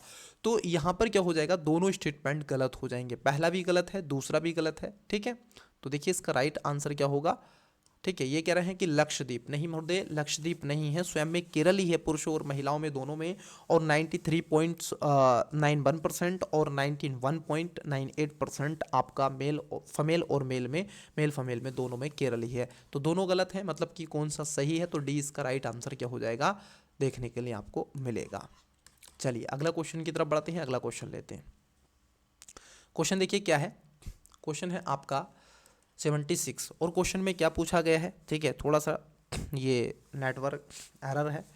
तो देखिए क्वेश्चन में क्या पूछा जा रहा है, मैंने इस पे देखा था, इसको भी जब टेक्निकल इशू था तो इसको भी मैंने बात की, तो बोले थे ये सर ये ठीक होना थोड़ा सा मुश्किल है क्योंकि आपके यहाँ थोड़ा सा नेटवर्क लैग कर जाता है, ठीक है। तो देखिए क्वेश्चन क्या है, क्वेश्चन में आपसे क्या पूछा जा रहा है ज़रा बताइएगा, बड़ा अच्छा क्वेश्चन है। देखिए, निम्नलिखित शहरों में से कौन सा एक भूमध्य सागर के किनारे अवस्थित है। बहुत अच्छा क्वेश्चन है, मैपिंग से क्वेश्चन है। यूपीपीसीएस ने भी मैपिंग से कई क्वेश्चन आए हैं बच्चे, मैपिंग बहुत इंपॉर्टेंट है, मेरी तरफ से इसको मोस्ट मार्क कर लीजिएगा। और मैं तो कहता हूँ रोज आप क्या करेंगे, रोज मैप देखिएगा। मेरी तरफ से आप 10 मिनट लीजिए अपने जीवन के, ठीक है, 10 मिनट, कुछ नहीं करना है आपको, कुछ नहीं करना है, केवल आपके यहाँ संसार का मैप लग रहा होगा आपके रूम में, ठीक है, बस एक केवल आपको वो देख लेना है, कुछ नहीं करना है, वो केवल मैप देखना है, उसको सही से देखना है, दिमाग भी उस पर होना चाहिए, ध्यान भी उस पर होना चाहिए। वो किस देश के साथ में, कोई एक देश पकड़िएगा, सबसे पहले आप अफ्रीका को देखिएगा, अफ्रीका के देश बाई देश लगातार आप देखते हैं, मोरक्को ऐसे, उधर से अल्जीरिया, ट्यूनीशिया, उधर से होते हुए आए ऐसे नीचे साउथ अफ्रीका, इधर सब पूरा ऐसे देखें एक एक करके। तो ये क्वेश्चन क्या है, तो भूमध्य सागर से कौन, ठीक है, अवस्थित पूछा गया एक शहर, पहला है कहिरा, दूसरा है बी हाइपा और सी में है अम्मान और डी में है दामिस। वीडियो को पोस्ट करें, करेक्ट आंसर बताने का प्रयास करें। किससे पूछा है, भूमध्य सागर से क्वेश्चन पूछा है और बड़ा ही अच्छा क्वेश्चन पूछा है, बताइएगा। ये एक पोर्ट है, मैं आपको बता दूं, ये हिंट्स दे रहा हूं लेकिन इसका आंसर आपको बताना है, कमेंट्स करना है इसका आंसर, ठीक है, इसका आंसर क्या करना है आपको, कमेंट्स करना है। हिंट्स में दे रहा हूं, ये एक पोर्ट है और लास्ट ये 2 वर्ष से चर्चाओं में, ठीक है, न्यूज़ में आपको लगातार देखने के लिए मिल रहा है, ये उस देश में अवस्थित है। तो इतना सारा हिंट्स मैंने दे दिया है, अब आप करेक्ट आंसर तो इसका बता ही सकते हैं, बताइएगा, ठीक है, किस देश में है ये भी आपको बताना है और आपको ये भी बताना है कौन सा है, ठीक है। तो इसका राइट आंसर आप क्या करेंगे, मुझे कमेंट्स करेंगे। चलिए, पीडीएफ के लिए लिंक डिस्क्रिप्शन में दिया हुआ है, वहाँ पर विजिट कर लेंगे और वहाँ से जा करके क्या कर लेंगे, पीडीएफ को जो पीडीएफ होगी उसको डाउनलोड कर लेंगे। देखिए क्वेश्चन क्या है, आइए, निम्नलिखित में से किस राज्य में 200 वर्ष पुरानी बांस ड्रिप सिंचाई प्रणाली प्रचलित है।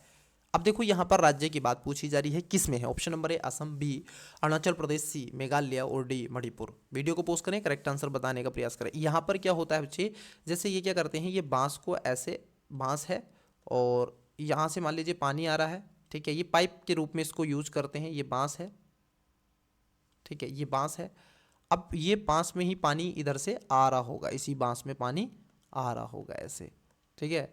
तो ये किस स्टेट में प्रचलित है, अब ये इधर पानी जा रहा होगा जहीं भी जाना है, इसको पाइप में चलाते हैं ना, वैसे ही पाइप की जगह इसको नेचर को यूज करते हैं, नेचुरल, ठीक है। तो अब देखो इसका जो राइट आंसर हो जाएगा वो हो जाएगा ऑप्शन नंबर सी, मतलब कि मेघालय में ये आपको देखने को मिलेगा।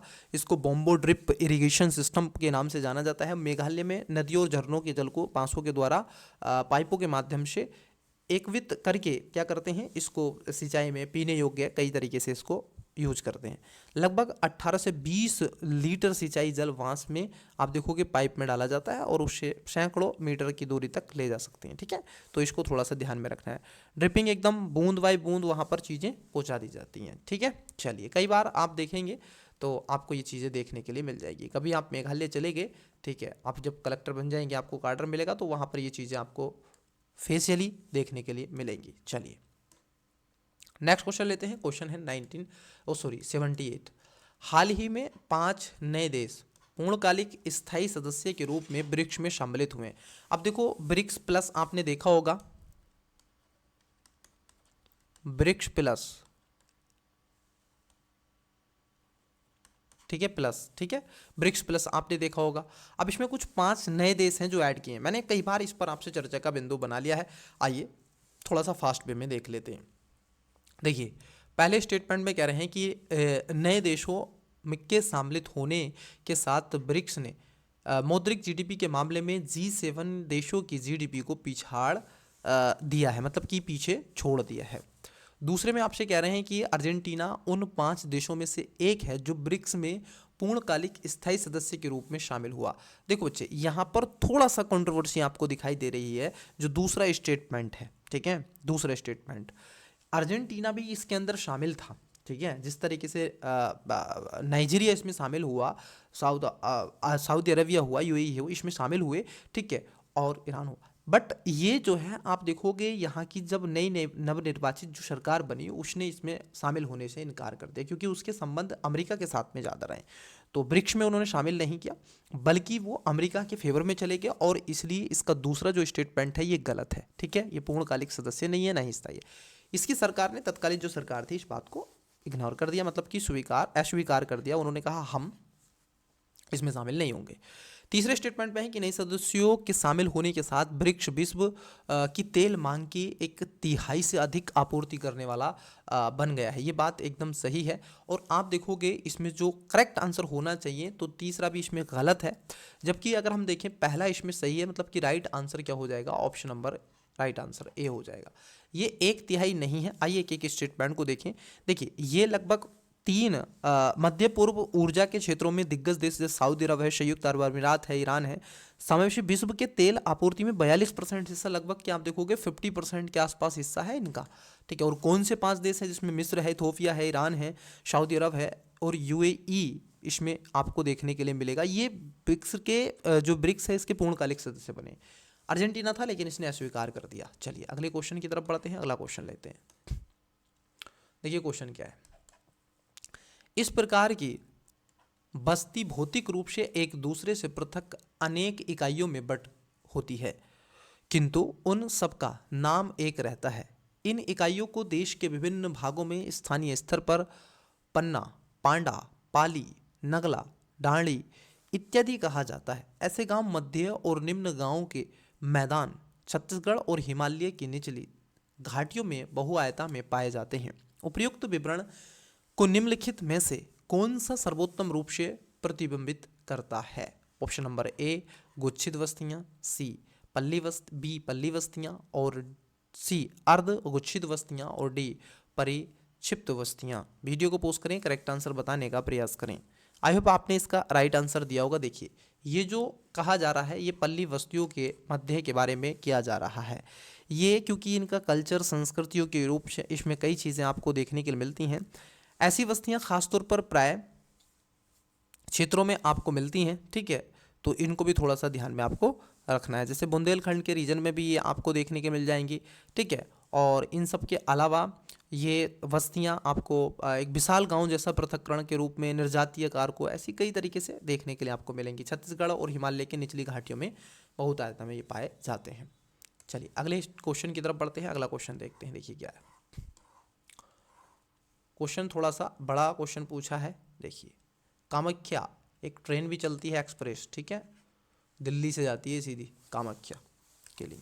हाल ही में प्रधानमंत्री ने असम में मां कामाख्या एक्सेस कॉरिडोर की आधारशिला रखी। इस संदर्भ में निम्नलिखित कथनों पर विचार कीजिए।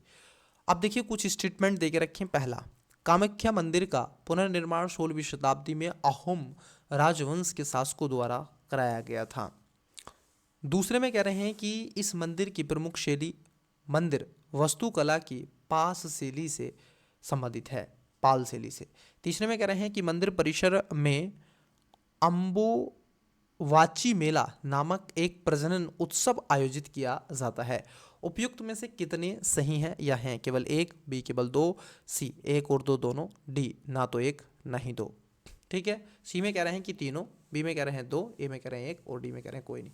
बताइएगा इसका राइट आंसर क्या हो जाएगा। चलिए एक एक करके बात करते हैं। आइए देखिए पर बच्चे, अगर हम पहले स्टेटमेंट को देखें, ये कह रहे हैं कि कामाख्या मंदिर जो मंदिर है, ठीक है, इसके पुनर्निर्माण 16वीं शताब्दी में अहोम राजवंश के द्वारा किया गया था। देखो मैं आपको बता दूं, हालांकि प्रधानमंत्री मोदी ने इसकी आधारशिला रख दी है, इसमें कोई दो राय नहीं है। जबकि इस मंदिर का निर्माण 1562 में कोच वंश के शासक नारायण के आदेश पर किया गया था। किसने किया था? कोच वंश के शासक थे, और यहां पर कह रहे हैं अहोम राजवंश, तो पहला गलत है। और ये किया गया था 1562 में, ठीक है, 16वीं शताब्दी, ये तो ठीक है। दूसरे में कह रहे हैं इस मंदिर की प्रमुख शैली मंदिर वास्तुकला की पाल शैली से संबंधित है। देखिए दूसरे स्टेटमेंट को देखें तो दूसरा स्टेटमेंट भी गलत है, क्योंकि ये खास तौर पर ये शैली एक तरीके से नागर शैली पर आधारित आपको मिलती है। किस पर मिलती है? ये मिलती है आपको नागर शैली। ठीक है। और ये कह रहे हैं पाल सेली, नहीं, दूसरा भी गलत है। तीसरा सही है कि इस परिसर में अंबुवाची मेला नामक एक प्रजनन उत्सव आयोजित किया जाता है। तो तीसरा इसमें सही हो जाएगा। कितने सही हैं? तो आपको हो गए केवल इसमें एक सही है, मतलब कि ऑप्शन नंबर ए इसका राइट आंसर हो जाएगा। चलिए देखिए क्वेश्चन क्या है। नेक्स्ट क्वेश्चन 81 नंबर क्वेश्चन में आपसे पूछा जा रहा है, ये कह रहे हैं क्वेश्चन में प्रमुख समुद्री मार्गों के संदर्भ में निम्नलिखित कथनों पर विचार कीजिए। मतलब कि कुछ मार्ग हैं आपसे समुद्री, ठीक है, बताइएगा। मैं पानी पी लेता हूं।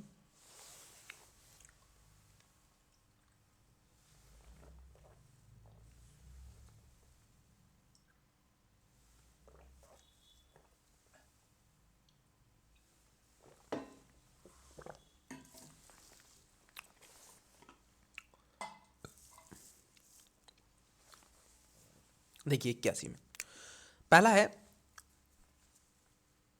उत्तमासा आंतरिक समुद्री मार्ग, केप ऑफ गुड होप समुद्री मार्ग को ब्रद ट्रंक मार्ग के नाम से भी जाना जाता है। मतलब कि जब वास्को डी गामा आया था, कैप ऑफ गुड होप से होता हुआ, उसके बारे में पूछ रहा है। दूसरे में कह रहे हैं कि पनामा नहर दक्षिण प्रशांत महासागर मार्ग पर अवस्थित है। देखो पहले स्टेटमेंट को देखो, ये जो है उत्तमांसा जो आपका आंतरिक जो समुद्री मार्ग है, कैप ऑफ गुड होप समुद्री मार्ग को ब्रदर ट्रांस के मार्ग से भी जाना जाता है। देखो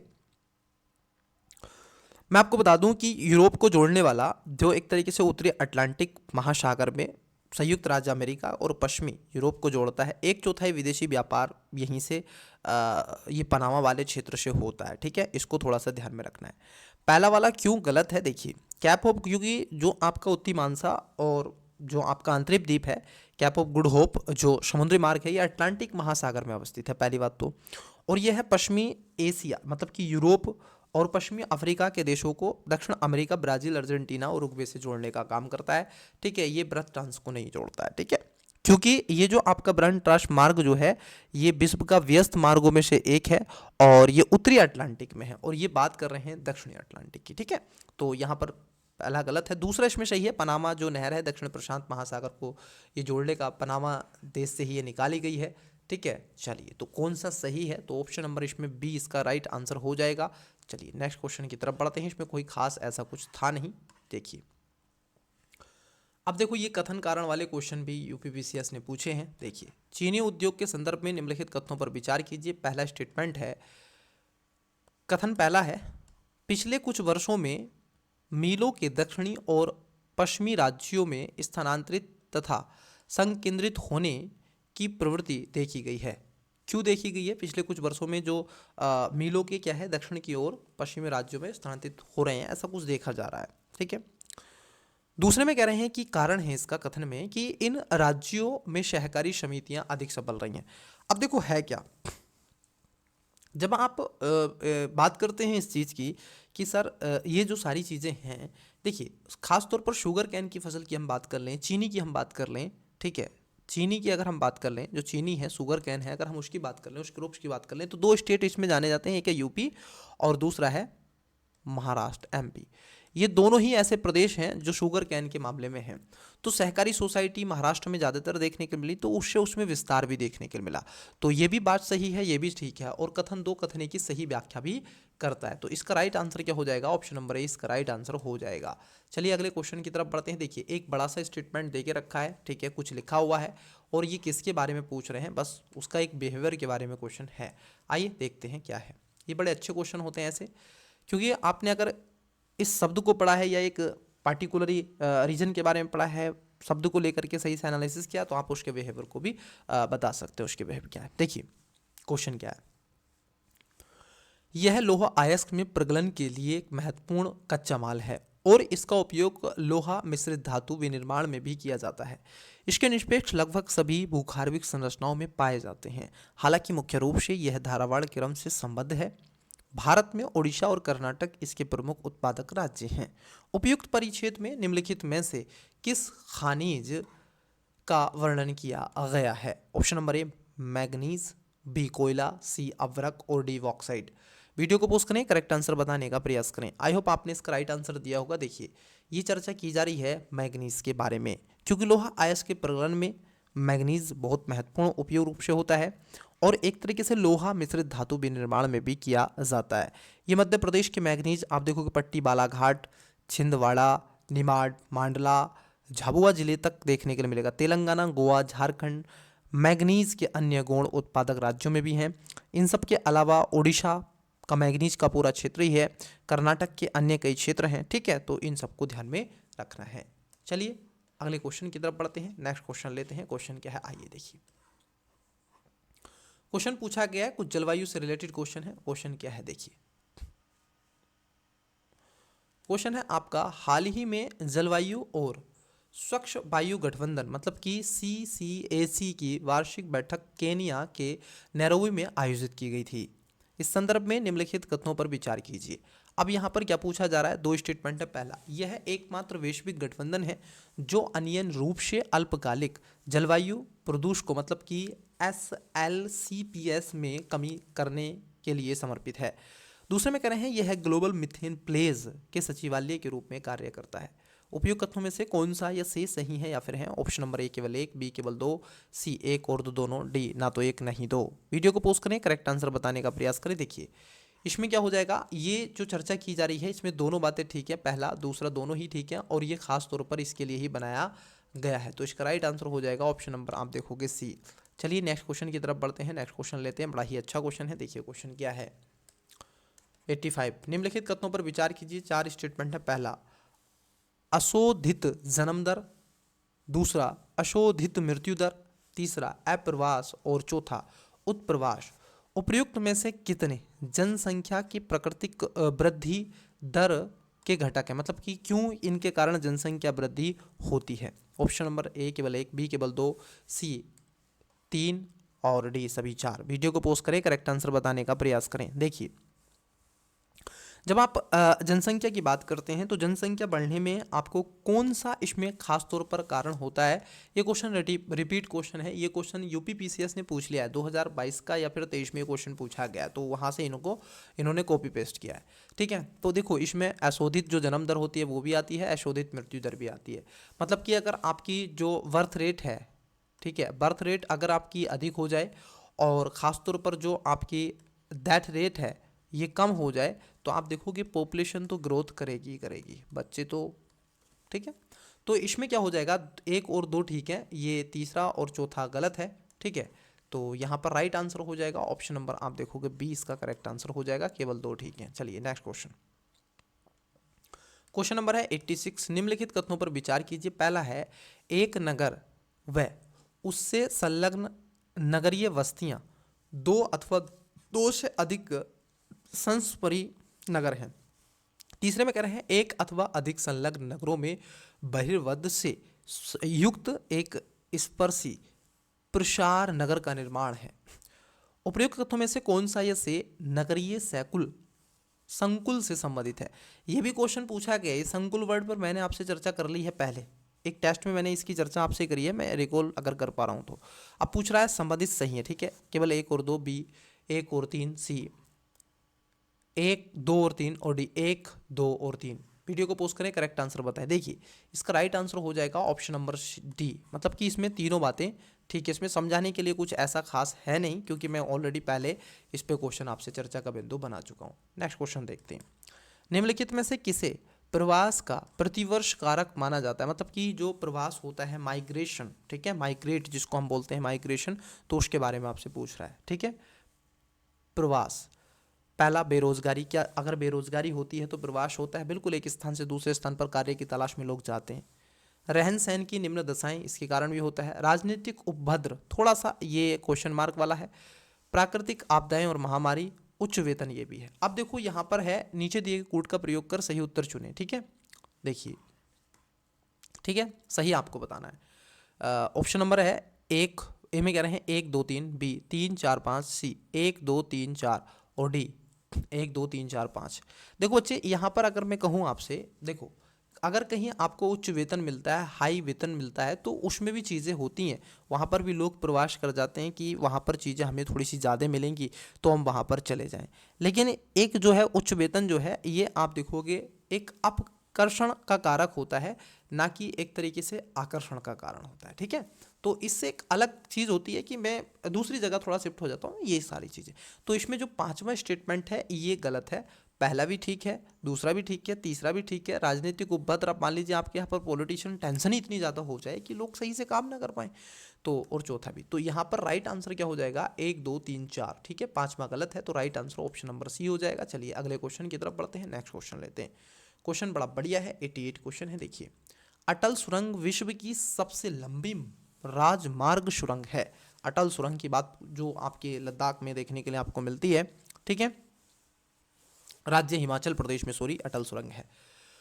इसका निर्माण सीमा संगठन जो बीआरओ द्वारा किया गया। यह सुरंग परस्पर जोड़ती है, मतलब कि किसको ये जोड़ती है। अब ये सुरंग ऐसे बनी है, ये सुरंग जा रही है, ये एक तरीके से टनल है। ठीक है, ये टनल है बच्चे, यहाँ से आप गाड़ी इस तरह पे ऐसे लेके जाएंगे और ऐसे निकल जाएंगे। तो यहाँ आपको पॉइंट बताना है, ये पॉइंट कौन सा है और ये पॉइंट कौन सा है, किसको ये क्या करती है, जोड़ रही है। ठीक है, ऑप्शन नंबर ए मनाली और लाहौल स्पीति घाटी को, बी रोहतांग दर्रे और लेह को, सी गंगटोक और नाथुला को, और डी लद्दाख और कश्मीर घाटी को। देखो यहाँ पर नाथुला दर्रा तो कहाँ पड़ेगा, ठीक है, ये तो इधर चले गए। ठीक है, बताइएगा इसका राइट आंसर क्या हो जाएगा। नाथुला दर्रा सिकंदरनाथ जलेबीला, ठीक है, सिकंदरनाथ जलेबीला। तो सिक्किम में चले गए, गंगटोक सिक्किम की कैपिटल है। लद्दाख कश्मीर घाटी, देखिए लद्दाख कश्मीर घाटी गलत है। रोहतांग दर्रा, हिमालय पर बड़ी छिपकली रहती है, नहीं सर ये भी नहीं है। अब देखो ऑप्शन नंबर है मनाली को लोहा स्पीति घाटी से जोड़ती है। जब आप मनाली जाएंगे तो लोहा स्पीति घाटी के लिए आपको अटल सुरंग, विश्व की जो सबसे लंबी सुरंग है, उस पर आप जा करके उससे आप चले जाएंगे आगे। ठीक है, तो इसको थोड़ा सा ध्यान में रखना है। इसकी अगर हम लंबाई की बात कर लें तो विश्व की सबसे लंबा ये राजमार्गों में से है। रोहतांग दर्रे के नीचे लगभग ये 9.02 है, और किलोमीटर की बात कर लें तो लगभग 5.6 मील की लंबाई में फैला हुआ है। ठीक है, तो इसको भी थोड़ा सा आपको ध्यान में रखना है। 2 वर्ष इसको लगे थे, 2020 में। ठीक है, इसको उद्घाटन कर दिया गया था और आगे कंटिन्यूसली ये चीज़ें बनती चली गई। चलिए अगले क्वेश्चन की तरफ बढ़ते हैं, नेक्स्ट क्वेश्चन लेते हैं। ठीक है, देखिए 89। अब यहाँ पर क्या है कि किसी पार्टिकुलर के बारे में चर्चा की गई है, अब आपको बताना है किसके बारे में चर्चा है। देखिए, हिमालय के पर्वतीय क्षेत्रों में गुज्जर, बकरवाल, गद्दी, भोटिया जैसी कुछ जनजातियां प्रत्येक वर्ष में अर्थात ग्रीष्म ऋतु में मैदानी क्षेत्रों में पर्वतीय क्षेत्रों की ओर तथा शीत ऋतु में उच्च तुंगता वाले चारगाहों से मैदानी क्षेत्रों की ओर प्रवास करती हैं।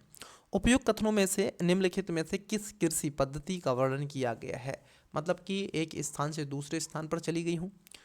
पहला है खाद्य संग्रहण, मतलब कि ग्रेदरिंग, झूमिंग और पोस्टोरिज्म जो आपका पशुचरण है, और आपका ऋतु प्रवासन मतलब कि एक तरीके से ट्रांसशूमेंस। वीडियो को पोस्ट करें, करेक्ट आंसर बताएं। देखिए, क्योंकि यहाँ पर साफ तौर पर कह रहे हैं कि ग्रीष्म और ऋतु, ठीक है, शीत ऋतु और गर्मियों में यदि कोई अब परिवर्तित कर रहा है तो क्यों कर रहा है भाई, जो ऋतु प्रवासन है उसके लिए तो कर रहा है। तो डी इसका राइट आंसर हो जाएगा, इजी है। कई बच्चों ने इसका आंसर गारंटी के साथ बोल रहा हूँ झूम खेती लगाया होगा, कई बच्चों ने। बच्चे झूम खेती नहीं है, झूम खेती में क्या होता है, जो आपके वृक्ष होते हैं, मैंने आपको बताया था पिछली क्लासेस में, इन वृक्षों को ऊपर से कट कर दिया जाता है यहाँ से। ठीक है, अब इसको जला देंगे, इसकी राख बन जाएगी, फिर यहाँ पर वो सारी चीज़ें होती हैं। ठीक है, ना कि इसमें। अब यहाँ पर क्या है, एक तरीके से जो आपका मौसम ऋतु है उसमें परिवर्तन के साथ चीज़ें हो रही हैं। चलिए तो अगला क्वेश्चन लेते हैं, नेक्स्ट क्वेश्चन देखते हैं क्या है। निम्नलिखित युग्मों पर विचार कीजिए। भारत में जनसंख्या वृद्धि और प्रथाएं विवरण देके रखा है, देखिए एक एक करके बात करेंगे। आइए, पहला है 1901 से 1921 में, ठीक है, जनसंख्या की स्थिर वृद्धि दर अवधि देखने के लिए आपको मिली है। पहले में कह रहे हैं क्या ऐसा था, बताइएगा क्या ऐसा आपको मिला है, ठीक है, कैसा था। दूसरे में कह रहे हैं कि 1921 से 1951 में जनसंख्या विस्फोट की अवधि है, और तीसरे में कह रहे हैं 1952 से 1981 में स्थिर जनसंख्या वृद्धि दर की अवधि है, और चौथे में कह रहे हैं कि 1981 वर्तमान विशाल जनसंख्या किंतु क्रमिक मंदी है। उपयुक्त में से कितने सही सुमेलित हैं? केवल एक, बी केवल दो, सी एक और दो दोनों, मतलब कि आपका केवल तीन है, और डी में कह रहे हैं कि सभी चारों। तो वीडियो को पोस्ट करें, करेक्ट आंसर बताएं। देखिए इसका जो राइट आंसर हो जाएगा वो हो जाएगा ऑप्शन नंबर बी, केवल दो इसमें राइट आंसर है। चलिए एक एक करके बात करते हैं। देखिए अगर हम पहले की बात कर लें, जो पहला स्टेटमेंट है, ये कह रहे हैं कि 1901 से 1921 तक जनसंख्या की स्थिर वृद्धि दर आपको देखने को मिली थी। उस समय क्योंकि जनसंख्या बढ़ तो रही थी लेकिन स्थिर थी, थोड़ी सी नीचे नहीं जाने दे रहे थे ग्राफ, क्योंकि स्वतंत्रता सेनानी लगातार आंदोलन लड़ रहे थे, यूथों की जरूरत थी, तो वो सारी चीज़ें रही हैं। ठीक है, तो यहाँ पर पहला तो सही हो जाएगा। आपने देखा भी है कि महिलाओं ने, पुरुषों ने, स्टूडेंट्स ने, ठीक है, सभी ने उसमें पार्टिसिपेट किया था, तो पहला आपका इसमें सही है। दूसरा इसमें गलत है, ठीक है, दूसरा स्टेटमेंट सही नहीं है।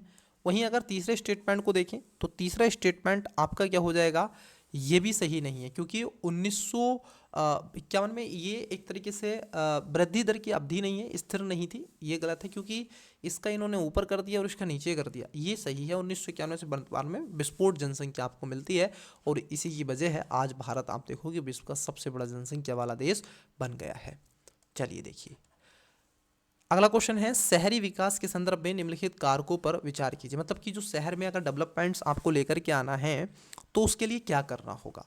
शहरी गरीबों, देखो शहरी गरीबों के लिए आश्रय में वृद्धि, दूसरा महिलाओं की मूलभूत सेवाओं तक पहुंच में सुधार, और तीसरा वैकल्पिक परिवहन प्रणालियों का उन्नयन किया जाए। उपयुक्त में से कितने संयुक्त राष्ट्र विकास कार्यक्रम की शहरी रणनीति के अंतर्गत उपलब्धि प्राथमिकताएं हैं? केवल एक, बी केवल दो, सी सभी तीनों, और डी कोई नहीं। देखिए जो आपका यूनाइटेड नेशन के अनुसार हम देखें तो तीनों बातों को यहाँ पर रेखांकित किया गया है कि गरीब, जो शहरी गरीबों के जो आश्रय होने चाहिए वो ऐसा ना हो फुटपाथ पे पड़े हो। आपने देखा होगा कभी बस स्टैंड पर जाते हैं या कहीं, तो आप सफ़र कर रहे होते हैं शहर से, आप दिल्ली जाएंगे तो कई जगह आपको झुग्गी मिलेंगी, झोपड़े मिलेंगे, भाई उन लोगों के लिए एक आश्रय आपको देना चाहिए। महिलाओं के लिए मूलभूत आवश्यकताएं, छेड़छाड़ के जो मुद्दे हैं वो खत्म हो, रोजगार की, ठीक है, अच्छा इन्वायरमेंट्स होना चाहिए उनके लिए। वैकल्पिक परिवहन, आज हमें वॉक करने के लिए नहीं मिलता, दिल्ली में कितनी हालत है आप बुरी है। आप कहीं भी सफ़र करें तो आप चल नहीं सकते रोड पे, इतना पीप, इतना ट्रैफिक, ठीक है, ट्रैफिक अलग, साइकिल नहीं चला सकते हैं, बाइक से जाएं, ठीक है, बहुत सारी चीज़ें आपको देखने को मिलेंगी। तो यहाँ पर तीनों बातें क्या हो जाएंगी बच्चे, सही हो जाएंगी, पहला दूसरा तीसरा तीनों इसमें ठीक है। चलिए अगले क्वेश्चन की तरफ बढ़ते हैं। क्वेश्चन है आपका 92। क्वेश्चन क्या है देखिए, हाल ही में भारत के 22वें विधि आयोग ने महामारी रोग अधिनियम 1897 की एक व्यापक समीक्षा शीर्ष के साथ रिपोर्ट प्रस्तुत की है। इस संदर्भ में निम्नलिखित कथनों पर विचार कीजिए। अब पहला स्टेटमेंट क्या है, आइए देखिए। महामारी रोग अधिनियम 1897 के तहत महामारी को परिभाषित करने के साथ साथ प्रकोप महामारी और विश्व व्यापी महामारी के बीच अंतर स्पष्ट किया गया है। नंबर 2 में कह रहे हैं महामारी रोग संशोधन अधिनियम 2020, जिसे कोविड महामारी के बाद पारित किया गया था, स्थानीय सरकारों को महामारी के प्रसार को रोकने की शक्ति प्रदान करता है। उपयुक्त में से कौन सा या से सही है या फिर है? ऑप्शन नंबर एक केवल एक, बी केवल दो, सी एक और दो दोनों, डी ना तो एक ना ही दो। वीडियो को पोस्ट करें, करेक्ट आंसर बताने का प्रयास करें, 92 का राइट आंसर दें। देखिए इसमें दोनों बातें क्या हो जाएंगी बच्चे, पहला वाला स्टेटमेंट भी गलत है और दूसरा भी गलत है, ठीक है, तो इसका राइट आंसर हो जाएगा, आप देखोगे डी इसका करेक्ट आंसर हो जाएगा। चलिए अगले क्वेश्चन की तरफ बढ़ते हैं, अगला क्वेश्चन लेते हैं। मैं इस क्वेश्चन को इसलिए छोड़ रहा हूँ क्योंकि इतना बड़ा इंपॉर्टेंट्स नहीं है, ये क्वेश्चन शायद आपसे पूछा जाए, ठीक है। 20 का था, बीत गया, अब यूपीएससी ऐसा तो नहीं है कि 20 को ही ला गया, ठीक है भाई, 25 में आप देने वाले हैं तो 4 साल पुराना, समझ रहे हैं, करंट पूछेगा थोड़ा सा जो चर्चाओं में रहा है। महामारी निकल गया, उसने पूछ लिया। मार्केट गार्डनिंग, मार्केट जो आपके मार्केट गार्डनिंग निम्नलिखित में से किस जलवायु प्रकार से संबंधित है? पहला ठंडी शीतोष्ण पश्चिमी सीमांत जलवायु, बी गर्म शीतोष्ण पूर्वी सीमांत जलवायु, सी ठंडी शीतोष्ण महाद्वीपीय जलवायु, और डी ठंडी शीतोष्ण पूर्वी सीमांत जलवायु। वीडियो को पोस्ट करें, करेक्ट आंसर बताने का प्रयास करें। देखिए यहाँ पर पूछा गया है मार्केटिंग गार्डनिंग, ये जो बात की जा रही है ये ठंडी शीतोष्ण और पश्चिमी सीमांत जो जलवायु है इसके बारे में बात की जा रही है। ये आपको खासतौर पर ब्रिटेन और फ्रांस, बेल्जियम, नीदरलैंड, डेनमार्क, पश्चिमी नॉर्वे, उत्तर पश्चिमी आइबेरिया के कुछ क्षेत्रों में आपको यूरोप में देखने के लिए मिलती है, ठीक है, तो इसको ध्यान में रखना है। चलिए अगले क्वेश्चन की तरफ बढ़ते हैं, नेक्स्ट क्वेश्चन लेते हैं। जनगणना से क्वेश्चन आया है, देखिए क्वेश्चन क्या है। यूपीपीसीएस ने भी जनगणना से क्वेश्चन पूछा था। जनगणना 2011 के संदर्भ में निम्नलिखित कथनों पर विचार कीजिए। भारत का जनसंख्या घनत्व 500 व्यक्ति प्रति वर्ग किलोमीटर से कम है। क्या ऐसी बात है कि भारत में ऐसा है क्या? दूसरे में कह रहे हैं कि 2011 में पश्चिम बंगाल में जनसंख्या घनत्व सबसे अधिक है। उपयुक्त कथनों में से कौन सा या से सही है या फिर है? देखो बिल्कुल सहम था, ये वाला तो स्टेटमेंट भी था उसमें, ठीक है। तो देखो बच्चे, यहाँ पर अगर दूसरे स्टेटमेंट, पहला तो स्टेटमेंट सही है, ठीक है।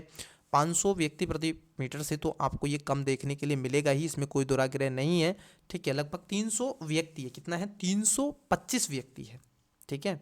2001 के अनुसार आप देखें तो 325 व्यक्ति है, ठीक है। ओके, अब इससे बढ़कर कितना हो गया 2011 में? ये 2001 का है। अब 2011 की बात कर ले तो ये 382 हो गया, ठीक है, प्रति व्यक्ति। तो पहला सही है। वहीं दूसरे की बात कर लें तो सबसे अधिक जो राज्यों में रही है स्थिति घनत्व में जो रही है, ठीक है, तो वो बिहार की रही है, ठीक है, पश्चिम बंगाल की नहीं रही है, ठीक है। और सबसे ज़्यादा जनसंख्या किस में रही है? तो वो यूपी में रही है, ठीक है। तो यहाँ पर कौन सा सही है? तो पहला इसमें सही हो जाएगा, दूसरा इसमें गलत हो जाएगा। ए इसका राइट आंसर है। नेक्स्ट क्वेश्चन की तरफ बढ़ते हैं। आइए देखिए क्वेश्चन क्या है। 95, बड़ा अच्छा क्वेश्चन पूछा है बच्चे। देखिए क्वेश्चन, निम्नलिखित व्यापारिक केंद्रों में से कौन सा आंत्रपोपत्तन का उदाहरण है? ठीक है, जो आपका आंत्रपोपत्तन है उसके बारे में आपसे पूछा जा रहा है। ये भी मैप बेस्ड क्वेश्चन है, ध्यान रखना। देख रहे हैं आपको मैपिंग कितनी इंपॉर्टेंट है। और मैं लिख के दे रहा हूं 4 से 5 क्वेश्चन आपको 2025 में 25 मई को मिलेंगे ही मिलेंगे, याद रखना। 2 से 5 क्वेश्चन, 4 से 5 क्वेश्चन, सॉरी 4 से 5 क्वेश्चन मैपिंग से यूपीएससी की परीक्षा जो प्रीलिम्स 25 मई को होगा, ठीक है। अभी तो डेट 25 मई हम बोलेंगे क्योंकि 25 मई को अनाउंस उन्होंने दिया अपने कैलेंडर में, ठीक है। तो ध्यान में रखना। Option number A Tripoli Libya, B Calais France, और डी सी कराची पाकिस्तान, और डी में कह रहे हैं सिंगापुर। इसका आंसर क्या करेंगे आप? वीडियो को पोस्ट करके कमेंट्स बॉक्स में इसका आंसर देंगे। नेक्स्ट क्लासेस में मैं इसको क्या कर दूंगा, आपसे डिस्कस कर दूंगा, ठीक है। और आप चाहें तो इसमें इसके बारे में और भी कुछ बातें लिख सकते हैं, परंतु इसका राइट आंसर 95 का आपको कमेंट्स करना है, सही है। इसमें कोई हार्ड क्वेश्चन ऐसा नहीं है, बिल्कुल ईजी है, ठीक है। अगर आपने आंत्रपोपत्तन के बारे में पढ़ा है, अगर आपने मैपिंग किया ना तो आप बता दोगे। देखिए अगला क्वेश्चन है 96 है आपका। यह है एक औषधि पौधा है जो हिमाचल प्रदेश और अरुणाचल प्रदेश के विभिन्न भागों में पाया जाता है। इसकी छाल, टहनियाँ, नुकीली पत्तियाँ और जड़ों से कैंसर रोधी औषधि टैक्सोल तैयार की जाती है। अत्यधिक दोहन के कारण इस प्रजाति के समक्ष अत्यधिक खतरा उत्पन्न हो गया है। उपर्युक्त परिच्छेद निम्नलिखित में से किस प्रजाति को संदर्भित करता है? Option number A Himalayan yew, B रक्त पुनर्वा, और C stone apple, D ashwagandha. Video को पोस्ट करें, करेक्ट आंसर बताने का प्रयास करें। देखिए ये जो बात की जा रही है ये हिमालयन जो यव है उसके बारे में आपसे चर्चा का बिंदु बनाया जा रहा है। मतलब कि जो आपका हिमालयन यव है, ऑप्शन नंबर ए इसका राइट आंसर हो जाएगा। ये टेक्सास वाली चीनिया परिवार का एक आप देखोगे वृक्ष होता है। लगातार इसके चर्चा और खबरों में ये करंट अफेयर्स में देखने के लिए मिलता है। ये लगभग 1800, अगर हम देखें इसकी हाइट की बात कर लें तो ये लगभग 1800 से 3300 मीटर हाइट्स तक होते हैं। मतलब कि ये इतने आपको इतने मीटर की हाइट्स तक का ये देखने के लिए, ठीक है, ऊंचाई पर पाए जाते हैं। इनकी जो औसत ऊंचाई है सदाबहार वृक्षों की औसत समुद्र तल से ये इतने सी लेवल पर आपको मिलते हैं, ठीक है। तो याद में रखना है टैक्सोल, ठीक है। चलिए अगले क्वेश्चन की तरफ बढ़ते हैं, नेक्स्ट क्वेश्चन लेते हैं। अब देखिए ये भी बहुत अच्छा क्वेश्चन है, ठीक है। अब ये भी आपसे क्या है, चर्चा कर दी है, यहाँ पर बताना है किसके बारे में है। यह परंपरागत समुदायों अपने अनूठे रीति रिवाजों और संस्कृति के लिए जाना जाता है, जिसमें जीवंत वस्त्र, जटिल हेयर स्टाइल, परिष्कृत आभूषण और चेहरे की चित्रकारी शामिल है। यह समुदाय भूमध्य रेखीय वन और व्यापारिक पवनों द्वारा निर्मित गर्म स्थल के बीच पाया जाता है और वैकल्पिक रूप से उष्ण वर्षा ऋतु और ठंडी शुष्क ऋतु इस क्षेत्र की विशेषता है, जिसे सूडान तुल्य जलवायु के रूप में भी जाना जाता है। उपयुक्त परिच्छेद निम्नलिखित में से किस जनजाति का सर्वोत्तम रूप से वर्णन करता है? ऑप्शन नंबर ए मसई, बी सैम्पॉन, सी निकोबारी और डी जारवा। वीडियो को पोस्ट करें, करेक्ट आंसर बताने का प्रयास करें। आइए देखिए, ये बात की जा रही है आपसे मसई जनजाति के बारे में। मसई एक ट्राइब्स है जो खास तौर पर आपको सवाना और सूडान वाले क्षेत्र के समकालीन क्षेत्र में देखने को मिलेगी। तो कहाँ पर मिलती है? ये सूडान में आपको मिलती है। सूडान यहाँ पर सवाना का रीजन है, सवाना जो ग्रासलैंड है,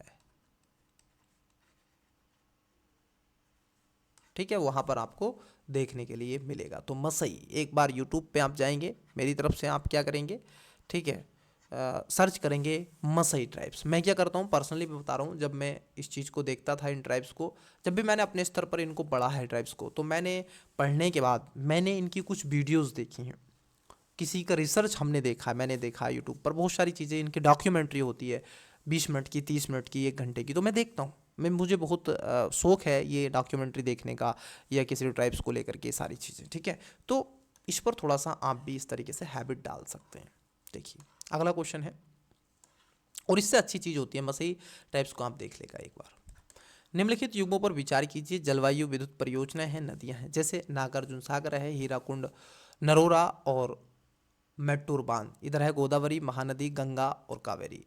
कितने सुमेलित हैं? केवल 1, बी केवल 2, सी केवल 3 और डी सभी 4। वीडियो को पोस्ट करें, बताइएगा राइट आंसर। चलिए एक एक करके बात करते हैं। देखिए पहला स्टेटमेंट, एक रहे नागार्जुन सागर। नागार्जुन सागर ये आपको गोदावरी पर नहीं मिलता है, ये मिलता है आपको कृष्णा पर। कहाँ पर मिलता है?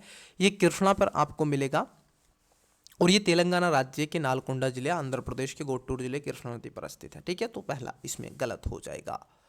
हीराकुंड की बात कर लें तो ये महानदी पर है, ओडिशा, आपने पढ़ाई है इसमें, ठीक है, और बड़ी ही अच्छी परियोजना है। नरोरा ये गंगा वाले क्षेत्र में है, नरोरा, ठीक है, ये उत्तर प्रदेश के गंगा नदी वाले क्षेत्र में जल विद्युत का काम करता है। और आपको दिख रहा है यहाँ पर मेट्टूर बांध, ये कावेरी नदी पर है, तमिलनाडु और कावेरी में, ठीक है, ये जल विद्युत के रूप में वहाँ पर भी काम करता है। तो दूसरा, तीसरा, चौथा सही है, पहला इसमें गलत है। तो कितने सही हैं ये आपको बताना है। तो सी इसका राइट आंसर हो जाएगा, केवल 3 इसमें सही हैं। चलिए अगला क्वेश्चन देखते हैं। यहाँ पर देके रखा है कि भारत में भू उपयोग वर्गीकरण है और वितरण है। चलिए एक एक करके बात करते हैं। भूमि के बारे में उसकी चर्चा की गई है, जैसे बंजर या व्यर्थ भूमि कौन सी होती है? जहाँ पर कुछ है ही नहीं। वह भूमि जो पिछले 5 वर्षों या अधिक समय तक परती या फिर कृषि रहित रहती है, उसको बंजर भूमि कहते हैं। ऐसा है क्या? बताइएगा, क्या उसको कहेंगे कि ये बंजर भूमि है? तो आप कहोगे नहीं, ये बंजर भूमि नहीं होती है, क्योंकि बंजर भूमि आप देखोगे इसको खासतौर पर भूमि में प्रचलन, इसमें क्या है, एक तरीके से बंजर भूभाग मरुस्थल एक तरीके से खड्ड के रूप में आता है। 5 वो तो अगर रोक दी गई है कुछ समय के लिए तो उसको थोड़ा ही नहीं हम इसके अंतर्गत रखेंगे ना, ठीक है, वो इसके अंतर्गत नहीं रखी जाएगी। तो अगर पहले स्टेटमेंट को देखें तो पहला वाला गलत है। दूसरा है वर्तमान परती भूमि, वह भूमि जो एक कृषि वर्ष या फिर उससे कम समय तक कृषि रहित रहती है, तो उसको क्या कहते हैं? परती भूमि कहते हैं। ये बात आपकी सही है। तो आप कहोगे कि महोदय अगर हम दूसरे स्टेटमेंट को देखें तो दूसरा स्टेटमेंट एकदम सही है कि ये परती भूमि है, इसको केवल कुछ गैप के लिए छोड़ दिया गया है ताकि ये क्या कर सके, इसमें जो इसके पोषक तत्व हैं उसकी मात्रा बढ़ सके और ये स्टेबल हो सके। निवल बोया गया क्षेत्र, वह भूमि जिस पर फसलें उगाई व काटी जाती हैं, उसको निवल बोया हुआ क्षेत्र ही कहा जाता है। यूपीपीसीएस ने भी ऐसे ही क्वेश्चन कुछ करके पूछा है आपसे। तो इसमें कितने सही हैं? तो आप कहोगे इसमें केवल 2 सही हैं, 20 का राइट आंसर हो जाएगा। बंजर भूमि तो एक ऐसी भूमि है जहां पर आप कुछ उत्पाद ही नहीं कर सकते, बीहड़ का कुछ रीजन है, तो वहां पर ये सारी चीज़ें आपको देखने के लिए मिलती हैं। आज की क्लास का लास्ट क्वेश्चन लेते हैं, और ये टेस्ट नंबर 4 आपका विजन आईएएस का कंप्लीट हो जाएगा। इसके बाद में हम आपसे दृष्टि आईएएस का जो टेस्ट है मैं आपको बता दूं इसी क्लास के माध्यम से, जो दृष्टि आईएएस का सी सेट जो आपका टेस्ट है, 2 वो चर्चा का बिंदु आपसे बनाया जाएगा। ठीक है, चलिए तो आइए आज की क्लास का लास्ट क्वेश्चन लेते हैं और यहाँ पर ही क्लास को समापन करते हैं। क्वेश्चन क्या है देखिए, हाल ही में इसरो ने उपग्रह डेटा का प्रयोग करके विभिन्न भारतीय स्थानों पर मीथेन उत्सर्जन के संबंध में व्यापक विश्लेषण जारी किया है। इस संदर्भ में निम्नलिखित कथनों पर विचार कीजिए। पहला कथन है, कार्बन डाइऑक्साइड की तुलना में मीथेन उत्सर्जन के स्थानीय स्रोतों का पता लगाना आसान है। नंबर 2 में कह रहे हैं कि मीथेन एक अल्पकालिक प्रदूषण है जिसमें कार्बन डाइऑक्साइड की तुलना में अधिक ग्लोबल वार्मिंग क्षमता है। उपयुक्त कथनों में से कौन सा या से सही है या फिर है? ऑप्शन नंबर ए, कथन 1 और कथन 2 दोनों सही है तथा कथन 2 कथन 1 की सही व्याख्या करता है।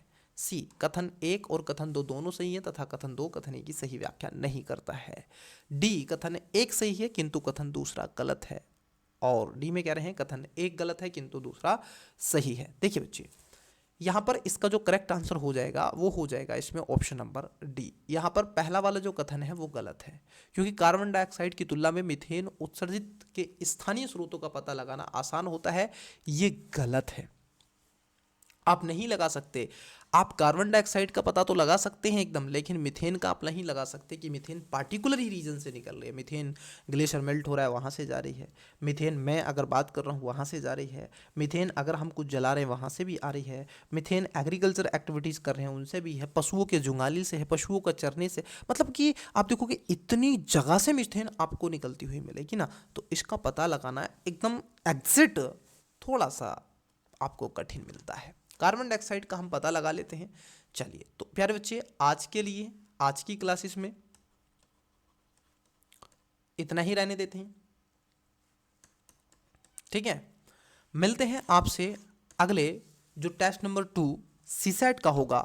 तब तक के लिए बच्चे आप मन लगा के पढ़ते रहिएगा। वीडियो को जितना हो सके लाइक कर दीजिएगा, दोस्तों के साथ में शेयर कर दीजिएगा, बता दीजिएगा कि मिस्टर कुमार सर की जो लगातार क्लासेस हैं आप कंटिन्यूअसली होने जा रही हैं और लगातार चलेंगी, और आपको एक फाउंडेशन कोर्स हमारी टीम पूर्ण रूप से डिस्कस कर रही है, मेरी इस पर चर्चा हो रही है।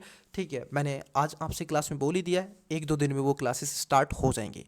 तो मन लगा के पढ़ते रहिएगा। मिलता हूँ सीसैट के उस टेस्ट में, तब तक के लिए बेस्ट ऑफ लक, बाय।